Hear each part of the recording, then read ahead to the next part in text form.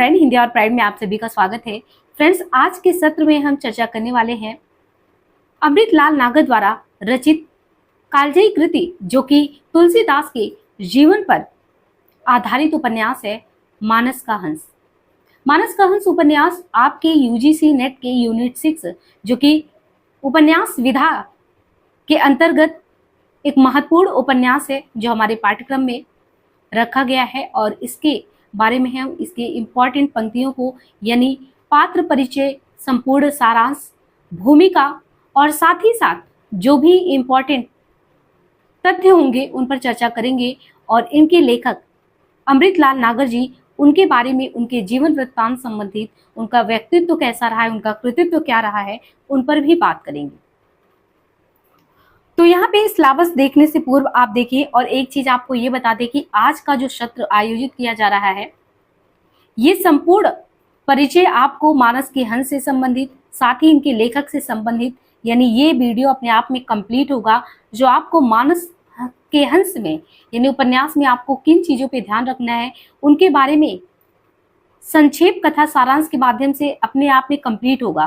परंतु आप यदि मूल टेक्स्ट नहीं पढ़ते हैं तो बहुत सारी चीजें आप बहुत अनछुए पहलुओं से वंचित रह जाएंगे। इसलिए मेरा ये प्रयास है कि ये वीडियो देखने के बाद जो मूल टेक्स्ट का वाचन लाइव क्लास चल रहा है, हम वीडियो के प्लेलिस्ट में अपडेट कर देंगे, लगातार आप उन्हें देखते रहिए और समझिए कि जिन्हें हम मध्यकाल में रामाश्रय शाखा के शिरोमणि कवि तुलसीदास के रूप में जानते हैं, उनके बारे में जो भी आख्यान हमारे समक्ष प्रस्तुत करने की कोशिश करते हैं, अपने अथक परिश्रम से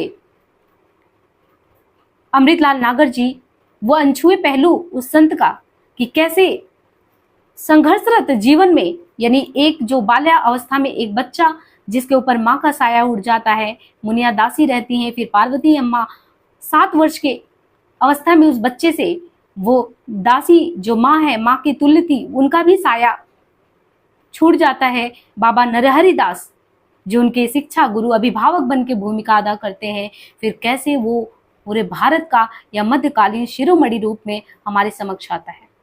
तो इसमें इस उपन्यास को आपको पढ़ना है क्योंकि इसमें आप तुलसीदास के अनछुए पहलू को समझ पाएंगे, साथ ही समझ पाएंगे कि कोई व्यक्ति संत कैसे बनता है, संत बनने के चरण में क्या प्रक्रिया है, क्या वो संघर्षशील मानव सामान्य जन मानव की तरह नहीं होता, क्या उसके अंदर जो अंतर्द्वंद सामान्य मानव के अंदर चलते हैं वो नहीं चलते। तो बहुत सारी चीजें आपको मूल टेक्स्ट के वाचन से सुनने को मिलेगा। इसलिए ये वीडियो देखने के बाद मैं आपसे यही रिक्वेस्ट करूंगी कि समय निकाल के मूल टेक्स्ट का वाचन आप जरूर सुनिए। इसके बाद प्लेलिस्ट अपडेट हो जाएगा, डेली वर्सेज लाइव क्लासेस चल रहा है, आपको समय के अनुसार जब भी सुविधा हो आप मूल टेक्स्ट का वाचन जरूर सुने।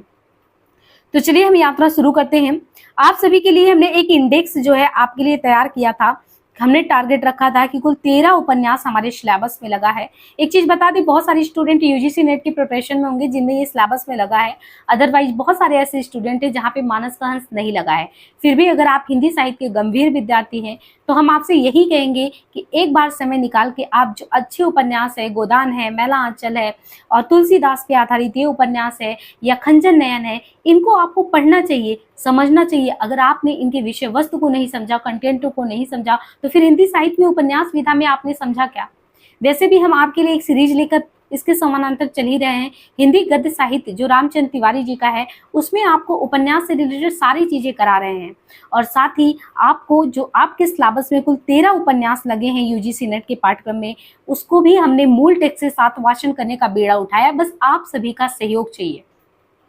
तो यहाँ पे हमने डेली क्लास का एक शेड्यूल अपने लाइव उसमें सेशन में दिया हुआ है, और साथ ही साथ टेलीग्राम में भेजा है कि किस तरीके से हम एक साथ मॉर्निंग के सेशन में आपका गोदान उपन्यास लेके चल रहे हैं, और साथ ही साथ मानस का हंस जो समानांतर अब आपका उपन्यास आपके समक्ष शुरू हो चुका है। तो यहाँ पे और भी जो आपके सिलेबस में उपन्यास लगे हैं, झूठा सच लगा है, परीक्षा गुरु, आपका बंटी, यानी एक तरीके से अगर आप देखें कि यूजीसी नेट का जो आपका पाठ्यक्रम है, यदि यूजीसी नेट के सिलेबस को आप देखेंगे तो हम एक बार आपको 41 यहाँ पे पेज में है, सिलेबस एक बार देख लिए ताकि आप निश्चिंत हो जाएं कि ये जो क्लासेस चल रहा है ये आपके लिए चल रहा है, और आप अगर अपना सहयोग दिखाएंगे तो आगामी एग्जाम के लिए बहुत ही बेहतरीन कंटेंट के साथ आपके ज़्यादातर सिलेबस को हम कंप्लीट कराने की कोशिश करेंगे। और एक चीज हम आपको कह दें कि इस तरीके से क्लास लेने के बाद आपका उपन्यास और सारी चीजों को जो विधाएं हैं पढ़ने का नजरिया बहुत कुछ बदल जाएगा। देखिए आपका जो यूजीसी नेट का पाठ्यक्रम है यदि देखा जाए तो उसका इकाई 6 जो यूनिट है उसमें हिंदी उपन्यास है। और हिंदी उपन्यास में आपके पाठ्यक्रम में कौन कौन से उपन्यास लगे हैं, उनमें पंडित गौरी दत्त का देवरानी जेठानी की कहानी, जिसको हमने पहले ही बताया था, आपको कंफ्यूज नहीं होना है। पंडित गौरी दत्त का देवरानी जेठानी की कहानी ये कोई कहानी नहीं है, ये उपन्यास है। इनके अलावा लाला श्रीनिवास दास का परीक्षा गुरु बहुत ही अच्छा उपन्यास है। और साथ ही प्रेमचंद जी का गोदान ये समानांतर आपका चल रहा है। जल्दी हम वीडियो को प्लेलिस्ट को अपडेट कर देंगे।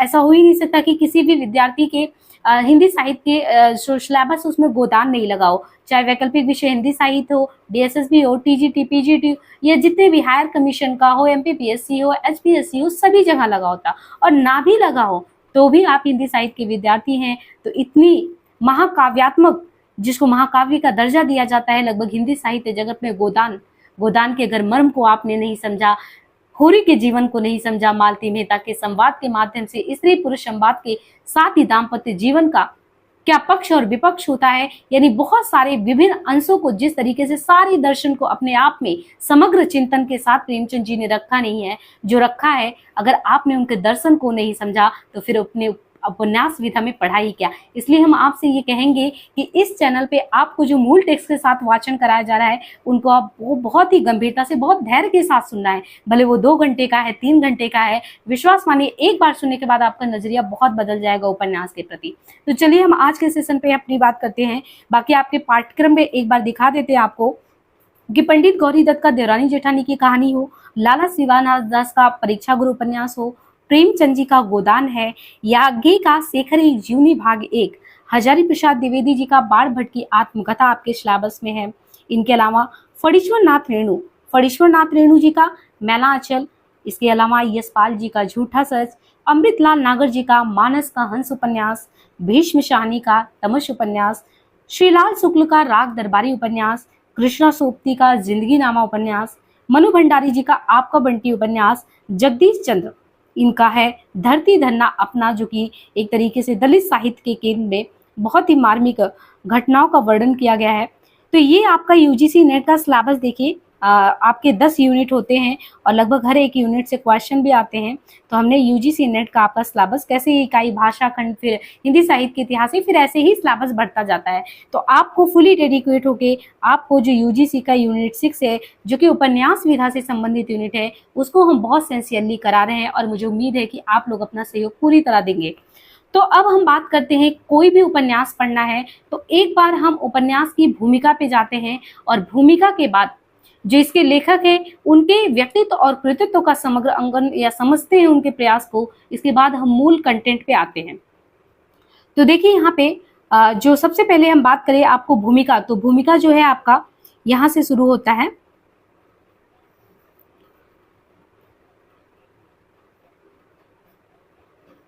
देखिए यहाँ पे ये मूल टेक्स्ट आपका है मानस का हंस का, एक बार आप देख लीजिए, क्योंकि आजकल क्वेश्चन ना बहुत इन डेप्थ पूछ रहा है। आप कोई भी उपन्यास शुरू करेंगे, शुरू में क्या लिखा है, अंत में क्या लिखा है, किसको समर्पित किया है, कहाँ से छपा है, कुछ भी क्वेश्चन पूछ रहे हैं। मतलब कि उनका ये मतलब है कि वो चेक करना चाहते हैं कि क्या बच्चे ने उपन्यास को खोला, समझा, कि सिर्फ और सिर्फ कहीं से गाइड का प्रयोग करके बस पढ़ लिया है। इसलिए अब यूजीसी नेट के पैटर्न में वो चीज नहीं रहा कि आप कहीं से भी सिर्फ और सिर्फ सन याद करेंगे तो काम हो जाएगा। देखो उपन्यास को इन्होंने, जो उपन्यास है अमृतलाल नागर जी ने इसको किसको समर्पित किया है, तो आप देख लिए हैं, ये कहते हैं अनुज समप्रिय धर्म भारती को। ऐसे भी क्वेश्चन आ सकते हैं ना, बिल्कुल आपको ये गेस नहीं होगा कि किसको इन्होंने समर्पित किया होगा, तो अनुज समप्रिय धर्म भारती को। इसलिए बहुत इंपॉर्टेंट है कि इन्होंने अनुज समप्रिय धर्म भारती को इसको समर्पित किया है। आगे देखिए उपन्यास में आमुख यानी जो प्रमुख भूमिका है, हमने वो पहले ही आपको ये सोचा कि अच्छे से करा दे, क्योंकि भूमिकाओं से बहुत ज्यादा क्वेश्चन आते हैं। तो एक बार जो उपन्यास हम पढ़ने वाले हैं उसके आमुख में क्या लिखा है, लेखक किस लिए लिखने की कोशिश किया है, थोड़ा सा ये समझने का प्रयास करते हैं किनका किनका सहयोग लिया है। तो यहाँ पे बताते हैं कि अमृतलाल नागर जी बताते हैं कि गत वर्ष चिरंजीवी जो भतीजा था इनका, स्वर्गीय रतन के पुत्रों के यज्ञोपवीत संस्कार के अवसर पे मैं बंबई गया हुआ था। वहीं एक दिन अपने परम मित्र फिल्म निर्माता निदेशक स्वर्गीय महेश कोल साथ बातें करते हुए सहसा इस उपन्यास को लिखने का संकल्प मेरे मन में आया। यानी ये चिरंजीवी भतीजी के यहाँ यज्ञोपवीत संस्कार में गए थे, ऐसा कुछ ही मन में नहीं है करके गए थे कि हमें कुछ जीवनी लिखना है, ऐसा कुछ सोच के नहीं गए थे। वही एक दिन कहते हैं कि हमारे जो परम मित्र फिल्म निर्माता निर्देशक स्वर्गीय महेश कौल, उनसे साथ बातचीत होती है और बातचीत के दौरान ही अचानक इस उपन्यास को लिखने का संकल्प मेरे मन में जाग उठता है। कैसे जागता है, क्या कारण था? क्योंकि हर एक चीज तो कार्य कारण श्रृंखला में चलता है। महेश जी बड़े ही मानस प्रेमी और तुलसी भक्त थे। वर्षों पहले एक बार उन्होंने उत्कृष्ट फिल्म सिनेरियो के रूप में रामचरितमानस का बखान करके मुझे चमत्कृत कर दिया। इसलिए मैंने उनसे मानस चतुर्थी के अवसर पर तुलसीदास के जीवन वृत्त पर आधारित फिल्म बनाने का आग्रह किया। यानी इन्होंने किसी महेश कौल से, जो निर्देशक थे, उनसे, उन निर्देशक से इन्होंने एक तरीके से अपनी बात रखी कि मैं चाहता हूं कि आप जो है रामचरितमानस के उस पर आप फिल्म बनाइए। तो तुलसीदास के जीवन वृत्त पर वो कहते हैं कि आधारित फिल्म बनाने का आग्रह मैंने उनसे किया। महेश जी चौंक कर मुझे देखने लगे। कहा, पंडित जी, क्या तुम चाहते हो कि मैं भी चमत्कारबाजी के वृत्त दौड़ में शामिल हो जाऊं?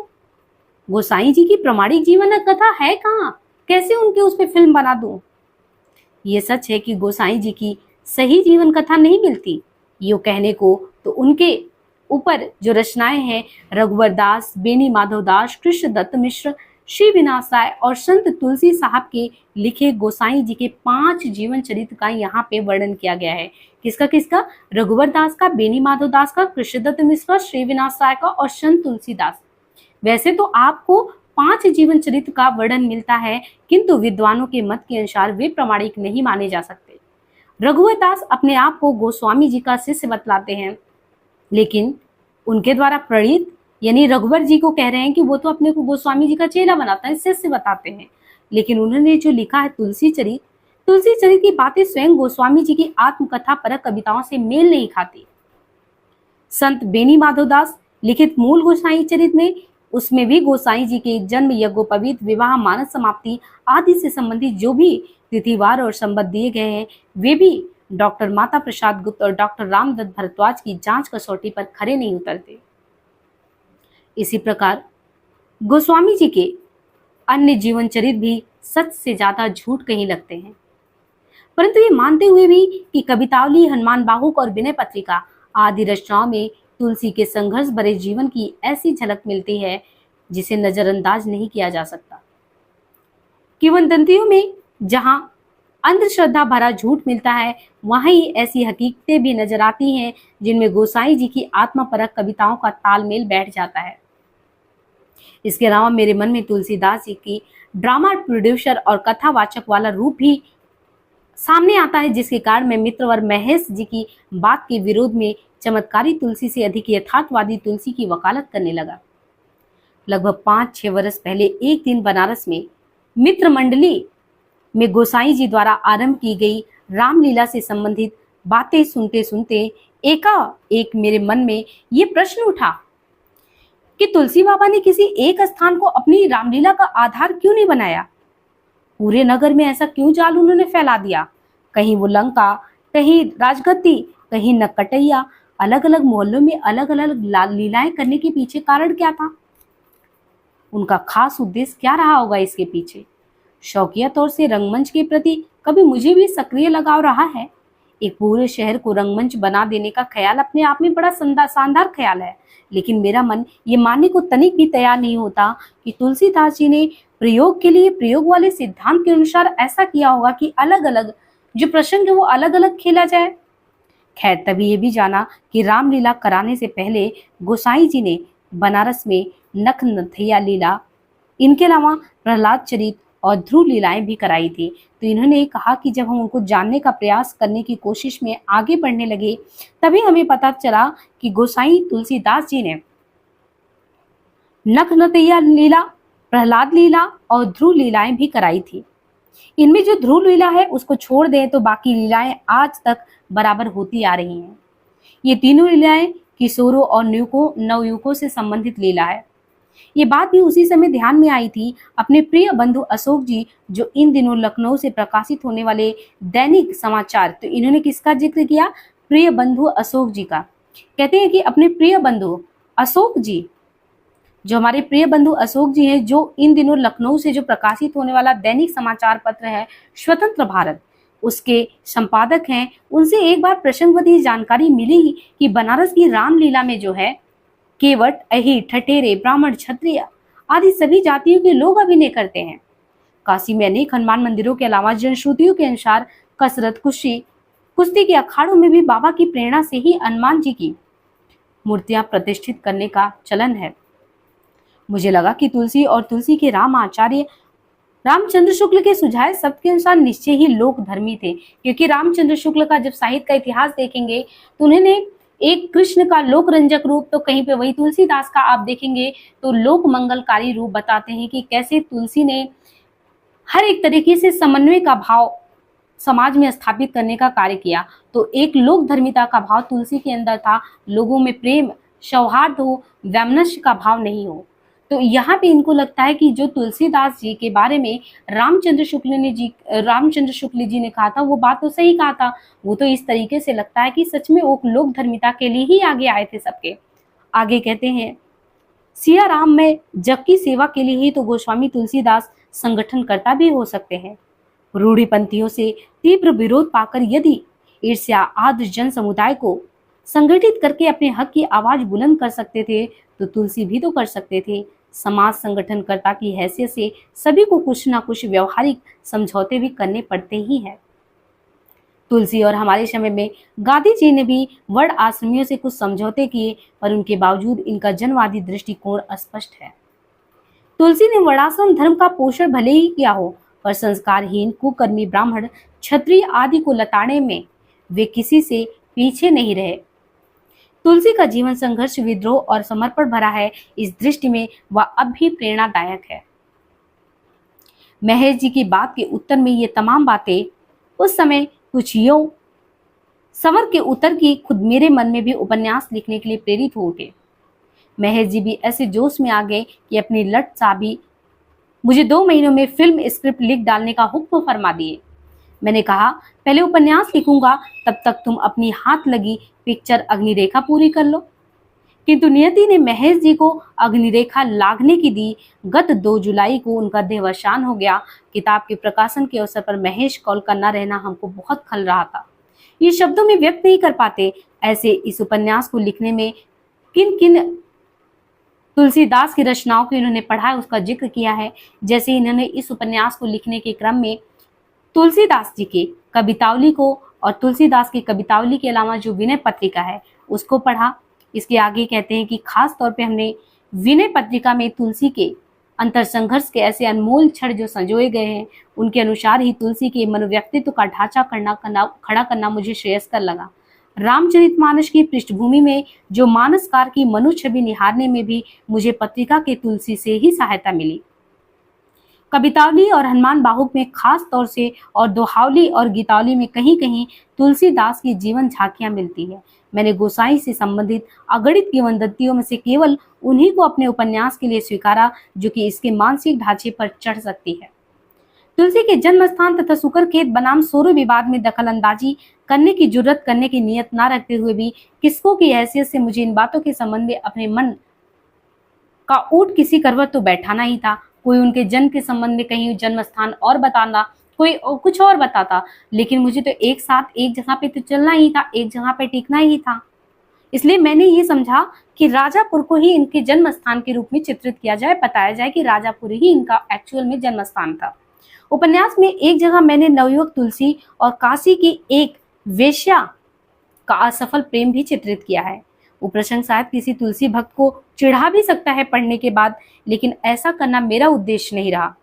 तन तरफत तो मिलन बिन आदि 2 दोहे पढ़े जिनके बारे में ये लिखा था कि ये दोहे तो तुलसीदास जी ने अपनी पत्नी के लिए लिखे थे। जनश्रुतियों के अनुसार गोसाई बाबा अपनी बीवी से ऐसे चिपके हुए थे कि उन्हें मैके तक नहीं जाने देते थे। फिर बाबा उन्हें ये दोहे वाली चिट्ठी भला क्यों भेजने लगे? खैर, यो मान ले कि जवानी की उमंग में तुलसी ने अपने बैठक में ये दोहे रचकर किसी दास या दासी की मार्फत किसी बात पर कई दिनों से रूठी हुई पत्नी को मनाने के लिए, खुशामद करने के लिए भी लिख सकते हैं, या अंतःपुर में भिजवाए हों। पर एक दोहे में प्रयुक्त तरुणी शब्द वो मेरी कल्पना के आड़े आया। पत्नी के लिए लिखते तो शायद भामिनी लिखना चाहिए था, लेकिन उन्होंने तो प्रयोग किया तरुणी का। ये मुझे थोड़ा सा अपरिचय जैसा लगता है। वैसे भी पंडित तुलसीदास ने बकौल बुधवार डॉक्टर रामविलास शर्मा कालिदास को खूब घोटा। वे कभी रसिया भी रहे होंगे, हो सकता है। विनय पत्रिका में वे अपनी मदन बाय से खूब जूझे हैं। कलयुग के रूप में उन्हें पद और पैसे का लोभ तो सता ही नहीं सकता। सताया होगा उनको काम वृत्ति ने। मुझे लगता है कि तुलसीदास काम से ही जूझ जूझ कर राम बनाए गए। काम यानी उनकी वासनाएं बीच बीच में जग उठती। आपने देखा कि बहुत आसक्ति भाव से वो रत्नावली को प्रेम करते हैं।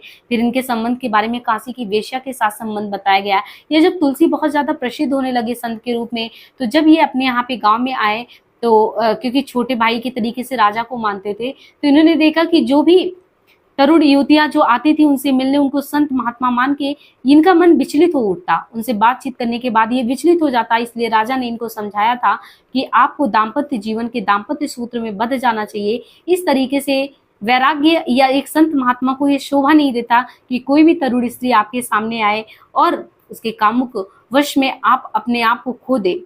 इसे आप राम की भक्ति में जो तन्मयता, जो श्रद्धा आपको होनी चाहिए, वो आपको एक तरीके से बाधा पहुंचा रही है। तो फिर आप देखते हैं कि रत्नावली से इनका विवाह होता है। फिर दाम्पत्य जीवन बड़ा सुखमय से बीतता है। और फिर एक दिन ऐसा होता है घटना कि पत्नी से कुछ ऐसे कड़वे बोल जो जीवन पर्यंत इनको राम का अनुरागी बना देते हैं। और फिर ये कालजयीकृत रामचरितमानस हमारे समक्ष रखते हैं, जो आज घर घर में पूजा जा रहा है। तो यात्रा बहुत ही दिलचस्प है इनकी, और पूरी कथानक को हमें सुनना पड़ेगा। उसके लिए कहते हैं कि मुझे लगता है कि तुलसीदास को देखे ना, तो जो ये समय रहा होगा, मतलब कि वो कलयुग समय के बारे में कह रहे हैं कि उस समय मुझे लगता है कि उनको धन वगैरह नहीं सताया होगा, क्योंकि एक समय वो प्रसिद्ध हुए तो धन संपत्ति तो उनके पास बहुत ज्यादा था। उनको बीच बीच में परेशान करता था, उनके राम के प्रति श्रद्धा भाव में बाधा उत्पन्न करता था। उनकी कामुक प्रवृत्ति यानी बीच बीच में काम भावना उनको परेशान करती थी, जैसे सामान्य जीवन में मानव को किसी न किसी रूप में परेशान करती है। मृगनयनी के नयन सर को अस लगी, न जाहि उक्ति भी गवाही देती है। नौजवानी में वे किसी के तीर निमकस में जरूर बधे होंगे। न समझ जवानी में काशी निवासी विद्यार्थी तुलसी का किसी ऐसे दौर से गुजरना अनहोनी बात नहीं हो सकती। संत बेनी माधव के संबंध में भी एक सफाई देना जरूरी है। संत जी मूल गोसाई चरित के लेखक माने जाते हैं। उनकी किताब के बारे में भले ही शक सुबह हो, मुझे तो अपने कथा सूत्र के लिए तुलसी का एक जीवनी लेखक के मात्र पात्र के रूप में लेना अभिष्ट था। इसलिए कोई काल्पनिक नाम ना रखकर सत्य जी का नाम रख लिया। तुलसी के माता पिता, पत्नी, ससुर आदि के प्रचलित नामों का प्रयोग करना ही मुझे अच्छा लगा। ये उपन्यास कहते हैं कि 4 जून 1971 को तुलसी स्मारक भवन जो है अयोध्या में, वहां पे लिखना इन्होंने शुरू किया। और 23 मार्च 1972 को रामनवमी के दिन लखनऊ में पूरा हुआ। और उस दिन चिरायु भगवत प्रसाद पांडे ने मेरे लिखित का काम किया। इस उपन्यास को लिखते समय मुझे अपने 2 परम बंधुओं, उनमें रामविलास शर्मा और नरेंद्र शर्मा के बड़े ही प्रेरणादायक पत्र अक्सर मिलते थे, मोटिवेशन का काम करते। और उत्तर प्रदेश राजस्व परिषद के अध्यक्ष थे उस समय श्रीयुत जनार्दन दत्त। उनके द्वारा शुक्ल ने अयोध्या के तुलसी स्मारक में मेरे रहने की आरामदेह व्यवस्था करा दी। बुधवार ज्ञानचंद जैन सदा की भांति इस बार भी पुस्तकालयों से आवश्यक वस्तु लाकर मुझे देते रहे। इन बंधुओं के प्रति अपने हार्दिक कृतज्ञता मैं प्रकट करता हूँ। डॉक्टर मोतीचंद्र लिखित काशी का इतिहास तथा राहुल सांकृत्यायन लिखित अकबर पुस्तकों ने ऐतिहासिक पृष्ठभूमि संजाने में बहुत मदद की। डॉक्टर स्वर्गीय माता प्रसाद गुप्त की तुलसीदास और डॉक्टर उदय भानु सिंह ने तुलसी काव्य जो लिखा है, वो भी हमारे कथानक के ढांचा खड़ा करने में बहुत ज्यादा सहयोग दिया। प्रयाग के मित्रों ने परिमल संस्था से इस उपन्यास के कतिपय अंश सुनाने के लिए मुझे आग्रह किया और बुलाया, और सुनकर कुछ उपयोगी सुझाव दिए कि मैं उनके प्रति भी कृतज्ञ हूँ। अंत में मित्रवर स्वर्गीय रुद्र काशिके का सादर सप्रमाण सप्रेम स्मरण करता हूँ। वे बेचारे राम बोला बोले अधूरे छोड़कर ही चले गए। रुद्र जी काशी के चलते फिरते विश्वकोश थे। स्वर्गीय डॉक्टर रागे राघव भी रत्ना की बात लिखकर तुलसी के प्रति अपनी निष्ठा व्यक्त कर गए। मानस चतुर्सती मनाने का सुझाव सबसे पहले धर्मयुग में देने वाले डॉक्टर शिव प्रसाद सिंह और समारोह के आयोजक काशी नागरी प्रचारी सभा के प्रधानमंत्री श्री सुधाकर पांडे तथा वे चित परिचित लोग जो गोस्वामी जी के सबल व्यक्तित्व को अंधश्रद्धा के दलदल से उबार कर सही और स्वस्थ रीति से जनमानस में प्रतिष्ठित कराने के लिए प्रयत्नशील हैं। चाहे आयु में मुझसे बड़े हों या छोटे, मेरी श्रद्धा के वो सभी पात्र हैं। इस तरीके से आप यहाँ पे अभी तक आपने देखा ये भूमिका है, और भूमिका से आपने देखा कि किस तरीके से इनके मन में विचार आया। महेश कौल जी से वार्तालाप किया, लेकिन वो समय के साथ नहीं रहे। फिर ये यात्रा शुरू हुई, यात्रा में काफ़ी लोगों ने सहयोग दिया, और जिसने जिसने भी सहयोग दिया उन सभी को इन्होंने मेंशन किया कि इनके सहयोग के हम आकांक्षी रहे, और सच में हमें सहयोग मिला। अब जो है मानस का हंस शुरू करने से पहले इसके विषय वस्तु पे आते हैं और पात्र परिचय देखते हैं। तो एक एक करके जो है आगे ये आपको सिलेबस हमने जो है इंडेक्स दे दिया है। देखिए, मानस का हंस जो उपन्यास है अमृतलाल नागर जी का, भक्ति काल के लगभग सभी महत्वपूर्ण कवियों के जीवन के विषय में प्रामाणिक जानकारियों का अभाव है। चाहे वो कबीरदास जी हो, जायसी को आप प्रेमाश्रय शाखा में देखें उनके बारे में हो, और भी बहुत सारे लोग हैं जो संत महात्मा। तो आप देखिए कि वही 252 वैष्णव वार्ता है, ये कुछ रचनाएं हैं जिनमें भक्त कवियों का संकलन है। बाकी बहुत ज्यादा उस समय संकलन वगैरह नहीं होता था, तो प्रमाणिक चीजें तो नहीं मिल पाती थी। ऐसे में कहते हैं कि भक्ति काल के लगभग जितने भी महत्वपूर्ण कवि हैं उनके जीवन के विषय में प्रमाणिक जानकारियां तो नहीं मिलती। ऐसे में उस उपन्यास के लेखक ने उपलब्ध जानकारियों तथा कदाचित अपनी कल्पना का मिश्रण कर तुलसी के जीवन का चित्रण किया है।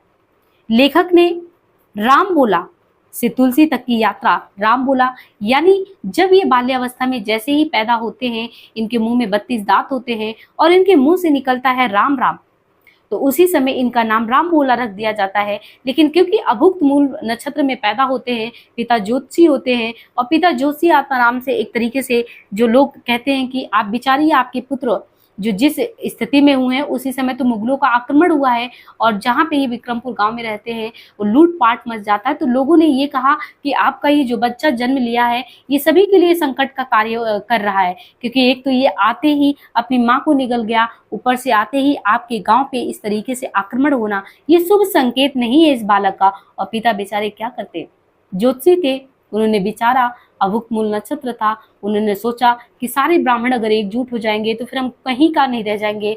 तो उन्होंने जो दासी थी इनके यहाँ पे, मुनिया दासी, उनको पकड़ा दिया कि इसको मार डालो या कहीं पे ले जाओ। और मुनिया दासी उसको ले जाके अपनी सासू माँ जो इनकी पार्वती अम्मा होती हैं उनको, इस बच्चे को, नन्हे बच्चे को पकड़ा देती हैं। और पार्वती अम्मा जो भीख मांग मांग कर अपना जीवन यापन कर रही होती हैं, इस छोटे से बच्चे के मुंह को देखकर वो जीवन पर्यंत जब तक वो जीवित रही इसको बच्चे के समान मानी, और पार्वती अम्मा को ही अम्मा करके लाड प्यार करके तुलसीदास उनके ही सानिध्य में, उनके ही परवरिश में पले, उन्हीं में माँ देखे। और जब 7 वर्ष का आयु का ये बालक, उन पे एक समय ऐसा कुठाराघात होता है, ऐसा प्रहार होता है प्रकृति का कि वो माँ भी छिन जाती हैं। और फिर आप कथानक में देखेंगे कि इनके साथ अलग अलग लोगों का व्यवहार कैसे होता है, और कैसे ये बाबा नरहरि दास की सेवा में पहुंचते हैं, और फिर बाबा नरहरि दास इनको कैसे काशी के से सनातन गुरु से दीक्षा दिलाते हैं। फिर आगे की यात्रा, और धीरे धीरे कैसे काशी में प्रसिद्ध होना, और रत्नावली से विक्षोभ, तारापति की मृत्यु, भाई बहुत सारी घटनाएं आपको इसमें उपन्यास में आगे जैसे जैसे आप पढ़ेंगे तो वृत्तांत बढ़ता जाएगा और आप उसमें डूबते चले जाएंगे। इसीलिए आपसे हम्बल रिक्वेस्ट है कि जब मूल टेक्स्ट का वाचन हो उनको बहुत अच्छे से सुनिए। अब यहाँ पे ये कह रहे हैं कि ये जो यात्रा है, लेखक ने राम बोला से तुलसी तक की यात्रा को जिस तरह प्रस्तुत किया है उससे तत्कालीन समाज हो या संस्कृति हो, उनके बीच एक महाकवि के जीवन तमाम द्वंद्व एवं अंतर्विरोधों के बीच कैसे उभर कर सामने आता है, ये उपन्यासकार ने तुलसी की महत्वपूर्ण रचनाओं की प्रक्रिया में हमारे समक्ष रखा है। आपको उपन्यास में कुछ प्रमुख पात्र देखने को मिलेंगे और कुछ गौण पात्र। प्रमुख पात्र जो एक तरीके से इस उपन्यास के केंद्र में है, उन प्रमुख पात्रों में है तुलसीदास स्वयं जो कि केंद्रीय पात्र हैं। बचपन का नाम राम बोला है। एक समय आता है कि जब ये से सनातन के यहाँ दीक्षा दिलाने के लिए ले जाते हैं, इनके ऊपर तुलसी का पत्ता गिर जाता है और ये लगता है बाबा नरहरि दास को और श्री सनातन जी को कि बालक पे तो स्वयं भगवान राम ही कृपा कर रहे हैं, और पत्ता गिरना होता है कि इनका नाम उसी समय से तुलसी के पत्ते के नाम के आधार पे तुलसीदास रख दिया जाता है। इसके पहले जब उन्होंने बाल्यावस्था में राम राम बोला तो इस वजह से राम बोला रख दिया गया। तो तुलसीदास तो केंद्रीय पात्र है, बचपन में राम बोला, आगे चल के तुलसीदास। पार्वती जो तुलसी के लालन पालन करने वाली महिला, जैसे श्री कृष्ण जी को एक तरीके से जन्म देने वाली तो उनकी माँ देवकी थी, लेकिन लालन पालन करके जो लाड प्यार देना, माँ का वो छांव देना आंचल का, वो काम माँ यशोदा ने किया था। वही इनके जीवन में स्थान था पार्वती अम्मा का।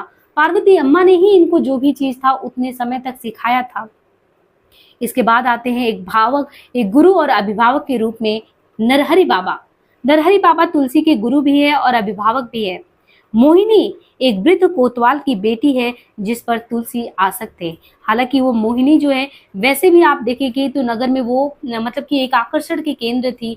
उसको भौतिक सुख सुविधाओं का, शारीरिक आकर्षण का बहुत मुंहपास होता था। लेकिन कैसे एक संत जो होता है वो भी अपनी वासनाओं पे, अपनी इंद्रियों पे नियंत्रण नहीं कर पाता है और कामुकता बस मोहिनी के पीछे, उस हान मान के शरीर के पीछे अपने भक्ति भाव को छोड़कर डूब जाता है। बाद में पश्चाताप की अग्नि में जलता है कि कहाँ हम ऐसी चीजों में आकर हमारी पद बाधाएं, ये हमारी कामुक प्रवृत्तियां क्यों बन रही हैं, हमारी बीच बीच में वासनाएं क्यों जग जाती हैं और हम अपनी इंद्रियों पे क्यों नहीं नियंत्रण कर पा रहे हैं, हम अपने राम के प्रति क्यों श्रद्धा भाव नहीं रख पा रहे हैं। तो वो बहुत ज्यादा फिर विवल, बहुत ही विचलित हो जाते हैं। जैसे हम सभी के जीवन में भी बहुत सारी ऐसी घटनाएं होती हैं जब हमको लगता है कि ये हम गलत क्यों कर रहे हैं। कुछ ऐसे ही जिनको हम संत शिरोमणि के रूप में तुलसीदास जी के बारे में, तो इन वृत्तांतों में उसका जिक्र किया गया है कि इनके जीवन में भी ऐसी घटनाएं आई हैं जो सामान्य जीवन में लोगों के मन में ऊहापोह का कारण बनती है। इसके बाद रत्नावली। रत्नावली तो जब से आई इनके जीवन में स्थायित्व हुआ, रत्नावली से बहुत प्रेम करते थे। और ये जो रत्नावली थी, ये पंडित दीनबंधु पाठक जो थे उनकी पुत्री थी, बहुत ही ज्ञानी सुशिक्षिता नारी थी। और ये इनका ज्ञान और सारा चीज, उनका संवाद, वो तुलसी को भी आकर्षित किया था और बहुत अच्छे से इनका विवाह भी हुआ था। और तुलसी की पत्नी शेष सनातन, ये तुलसी के दीक्षा गुरु एक तरीके से होते हैं, जहाँ पे औपचारिक तौर पे ये काशी में जाके शिक्षा लेते हैं, तो ये शेष सनातन है। टोडर और जयराम शाह, गंगाराम, कैलाश, मेघा भगत, ये तुलसी के मित्र एवं भक्त हैं। यानी जब तुलसी प्रसिद्धि प्राप्त करने लगते हैं, काशी विचरण करते अलग अलग जगह पे, तो टोडर है, जयराम शाह है, गंगाराम है, कैलाश है और मेघा भगत है, मेधा भगत करते हैं, ये इनके मित्र और भक्त भी है। ये तो मुख्य पात्र हुए, लेकिन मुख्य पात्र के अलावा आप कुछ गौण पात्रों पे भी नजर दौड़ाइए, क्योंकि आजकल एग्जाम में ना गौण पात्रों से भी क्वेश्चन आते हैं जिन पे हमारा समानता निगाह नहीं जाता। जैसे गंगेश्वर। गंगेश्वर तुलसी का साला है, हमेशा घृणा करता है, उसे जलन होता है और बार बार जो है मतलब कि ऐसी जगहों पे टोकता है। तो ये चीज तुलसीदास को भी असहनीय लगता है। यहाँ तक तुलसीदास बार बार रत्नावली को समझाते हैं, जो तुम्हारा भाई हमारे यहाँ पे बार बार आता है, मुझे बिल्कुल पसंद नहीं है। लेकिन रत्नावली अपने भाई के प्रति तो कहती है ना, एक कहीं पे भी आता है कि जो कुत्ते, आई थिंक ऐसे कुछ होता है कि जो कुत्ता जो होता है ननिहाल का, वो भी प्यारा लगता है, तुम तो मेरे भाई को कह रहे हो, तो वो मानती नहीं है। लेकिन गंगेश्वर जो इनका साला है, इनसे तुलसी की प्रसिद्धि को देख के वो जलता है और पटता नहीं है। तारापति तुलसी का पुत्र होता है। रामकली तुलसी की सेविका है। रामू द्विवेदी और संत बेनी माधव, ये शुरू से अंत तक देखेंगे तुलसी के शिष्य हैं और ये शिष्य गुरु के जीवन के वृत्तांत के संबंध में सब कुछ जानना चाहते हैं कि उनके गुरु कैसे हैं, क्या है। क्योंकि जब कथानक की शुरुआत होता है रत्नावली से, क्योंकि तुलसीदास से वादा रत्नावली ली होती है कि आप पतिदेव पैराग्य तो धारण कर लिए, आप तो परम पूज्य अपने श्रद्धेय भगवान राम को अपने आप को अर्पित कर दिए, लेकिन हमारे दाम्पत्य जीवन को इस तरीके से छोड़ के आप जब चले गए हैं और आज हमारे जीवन में हमारा पुत्र भी नहीं रहा, तो हम अपने अंतिम समय में अपनी सांस की डोर जो आपके साथ से तभी तो छोड़ेंगे जब आप मेरे अंतिम घड़ी में आप अपने हाथों से हमें गंगा जल पिलाएंगे। तो फिर जब उपन्यास का कथानक शुरू होता है, आप वो दृश्य ही देखेंगे कि कैसे बिजली की कड़कड़ाहट हो रही है और संत बेनी माधव और इनके रामू द्विवेदी और स्वयं तुलसीदास, क्योंकि ऐसा इनके दिमाग में पता नहीं कैसे आता है कि हमें इस बार राजापुर से होके जाना है, वरना 59 साल बीत गया था। बताते हाँ, करीबन 59 वर्ष बीत गया था जब से ये वैराग्य धारण किए थे, तब से ये नहीं आए थे। इनकी पत्नी एक बार बीच में जाके चित्रकूट में मिली थी, लेकिन फिर इन्होंने कहा कि रत्ना, मेरे जीवन में जो है हमने एक लक्ष्य को साध लिया है, अब तुम बाधा ना बनो। और राधा भी जीवन पर्यंत पतिव्रता नारी की तरह अपने पति की एक तरीके से वो उनका राह जोहती रही और अंतिम घड़ी में भी उनको इंतजार था, उनका जान अटका हुआ था। जब तुलसीदास जी आते हैं, उनको पानी पिलाते हैं और राम नाम का जो बीज है वो देते हैं, तभी उनकी पत्नी रत्नावली का निधन होता है। तो यहाँ से उपन्यास का शुरुआत होता उनकी मृत्यु से। फिर धीरे धीरे देखते हैं कि कैसे जो इनके बेनी माधव हैं, रामू द्विवेदी हैं, बीच बीच में इनसे पूछते रहते हैं कि गुरुजी आप बताइए आपके जीवन में कैसे हुआ, आपका बाल्यावस्था कैसा था, और फिर आपको कैसे मोह भंग हुआ जब आप इतने प्रेम में आ सकते। तो पूरा उपन्यास आप देखेंगे ना कि जैसे प्रश्न उत्तर की शैली में है कि जो शिष्य हैं वो गुरु के जीवन के संबंध में सब कुछ जानना चाहते हैं, और ऐसे ही करके अमृतलाल नागर जी ने इस जीवन चरित्र को हमारे सामने मतलब इस तरीके से रखा है कि आप जैसे प्रश्नों का उत्तर पा रहे हैं। तो गंगेश्वर उनके साले हुए, तारापति हमने बताया कि तुलसीदास के पुत्र हुए, रामकली तुलसी की सेविका, और रामू द्विवेदी और संत बेनी माधव इनके बारे में बताया। तुलसी के शिष्य हैं ये वैदेही बल्लभ, रवि दत्त, बटेश्वर दत्त, ये सभी तुलसी से ईर्ष्या करने वाले लोग हैं। तो तुलसी से दोस्त कौन कौन थे, मित्र कौन से थे और भक्त कौन से थे, हमने पहले इनके बारे में चर्चा की। और अभी बता रहे हैं कि तुलसीदास जी के शिष्य के अलावा वैदेही बल्लभ हैं, रवि दत्त हैं, बटेश्वर दत्त हैं, तुलसी से ईर्ष्या करने वाले ये लोग हैं। मैना कहारिन, बकरीदी कक्का, ये सभी भी हैं। अब आगे देखते हैं हम उपन्यास में क्या होता है। तो यहाँ पे देखिए उपन्यास का एक बार कथा सारांश ले लेते हैं। जब आपको सारांश समझ में आएगा तब हम मूल मुद्दे पे आते हैं। हालांकि अभी हमें नागर जी के बारे में, उनके संबंध, उनके व्यक्तित्व और कृतित्व पे भी चर्चा करना है, लेकिन क्योंकि हम यहाँ पे मानस का हंस पढ़ने के लिए इस सत्र को उसके केंद्र में वही मूल वस्तु को रखें, तो सबसे पहले हम कथा सारांश को देख लेते हैं।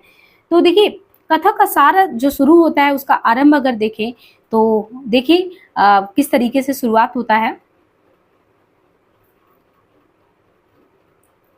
मानस का हंस की कथा जो है मध्यकालीन भारत के एक ऐसे समय को पाठकों के सामने रखती है जिसमें भारत में अनेक बड़े धार्मिक, सामाजिक, सांस्कृतिक परिवर्तन हो रहे थे, और उस परिवर्तन के सूत्रधार के केंद्र में बाबा तुलसी विजेत थे, जो रामाश्रयी शाखा को अपने रामचरित जैसी कालजयी कृति से लोगों को अचंभित कर दिया। ऐसे में देखिए हिंदी साहित्य के इतिहास में इस युग को भक्ति काल भी कहा जाता है। संत शिरोमणि को उनके रामचरित मानस की कृति की वजह से एक कालजयी युग के रूप में भी ये समय देखा जाता है। कहते हैं कि जब भी कुछ भी लिखा जाता है उसके पीछे उसकी परिस्थितियां बहुत जिम्मेदार कारक होती, चाहे सामाजिक पृष्ठभूमि हो, राजनीतिक हो, या आप सांस्कृतिक देखिए। अगर आपके समाज में जो राजनीतिक सत्ता के केंद्र में जो व्यक्ति है स्थिरता रहेगा तो समाज में सब खुशहाल होंगे, और जब समाज में सब खुशहाल होंगे तो आपके साहित्य में भी वो खुशहाली झलकेगी। लेकिन अगर समाज में अगर आप देखें कि सत्ता के केंद्र में अस्थिरता है, आपको हमेशा डर लगा रहता है, भय और ईर्ष्या, द्वेष, वैमनस्य, सांप्रदायिक भाव, ये सभी चीजें होती हैं, तो फिर समाज में आप कह सकते हैं कि कैसे शांति बरकरार रह सकता है। और वैसे भी तुलसीदास जी ने राम राज की स्थापना की बात की है, ईर्ष्या को छोड़ने की बात की है, सामंजस्य की स्थापना की बात की है। वो राम राज्य के स्वप्न को देखते हैं, इसलिए हिंदी साहित्य के इतिहास में इस युग को, भक्त काल को, जो भक्ति काल है उसको एक स्वर्ण काल का दर्जा दिया जाता है। डॉक्टर ग्रियर्सन ने खुद स्वर्ण काल इसे कहा है। इस समाज में आपको संत अभी तक बहुत सारे देखने को मिल रहे हैं, लेकिन ये संत सामाजिक असमानता को चुनौती देते हैं और ईश्वर को सज्जन, सुलभ, निर्गुण, निराकार के रूप में सामने रखते हैं। उसका प्रत्यक्ष उदाहरण है कबीर जी। आप अपने ईश की कल्पना कर सकते हैं निर्गुण निराकार के रूप में। जाति पात की निरर्थकता, धार्मिक पाखंड का विरोध हो, विषमता और असमानता पे कुठाराघात हो, और ईश्वर के समदासी रूप की प्रतिष्ठा इस युग की पहचान है। समाज इन दोनों ही धाराओं में बह रहा था उस समय। उपन्यासकार अमृतलाल नागर ने मानस का हंस में महाकवि तुलसीदास के जीवन चरित्र को रचा है। ये उपन्यास तुलसी के जीवन चरित्र के माध्यम से मध्य युग के जीवन और समाज चित्रण करता है। ये सिर्फ उनका जीवन नहीं है, उनके जीवन को देखते देखते आप ये उपन्यास के माध्यम से, तुलसीदास के जीवन चरित्र के माध्यम से वो मध्य काल के, मध्य युग के समग्र जीवन, जो परिदृश्य जीवन अंकित करना था, वो समूचे कालखंड को आप देख रहे हैं। तो तुलसी के जीवन चरित्र के माध्यम से मध्य युग के जीवन और चित्रण से आप परिचित हो पा रहे हैं। उपन्यास में जैसे जैसे तुलसीदास के जीवन की कथा आगे बढ़ती जाती है, वैसे वैसे आपको समाज के जटिल आर्थिक संबंध पाठकों के समक्ष उजागर होते चले जाते हैं। इतिहास, जनश्रुति, मूल तुलसी साहित्य और कल्पना से निर्मित ये उपन्यास मध्यकालीन भारत के समाज का आईना बनकर हमारे सामने आता है।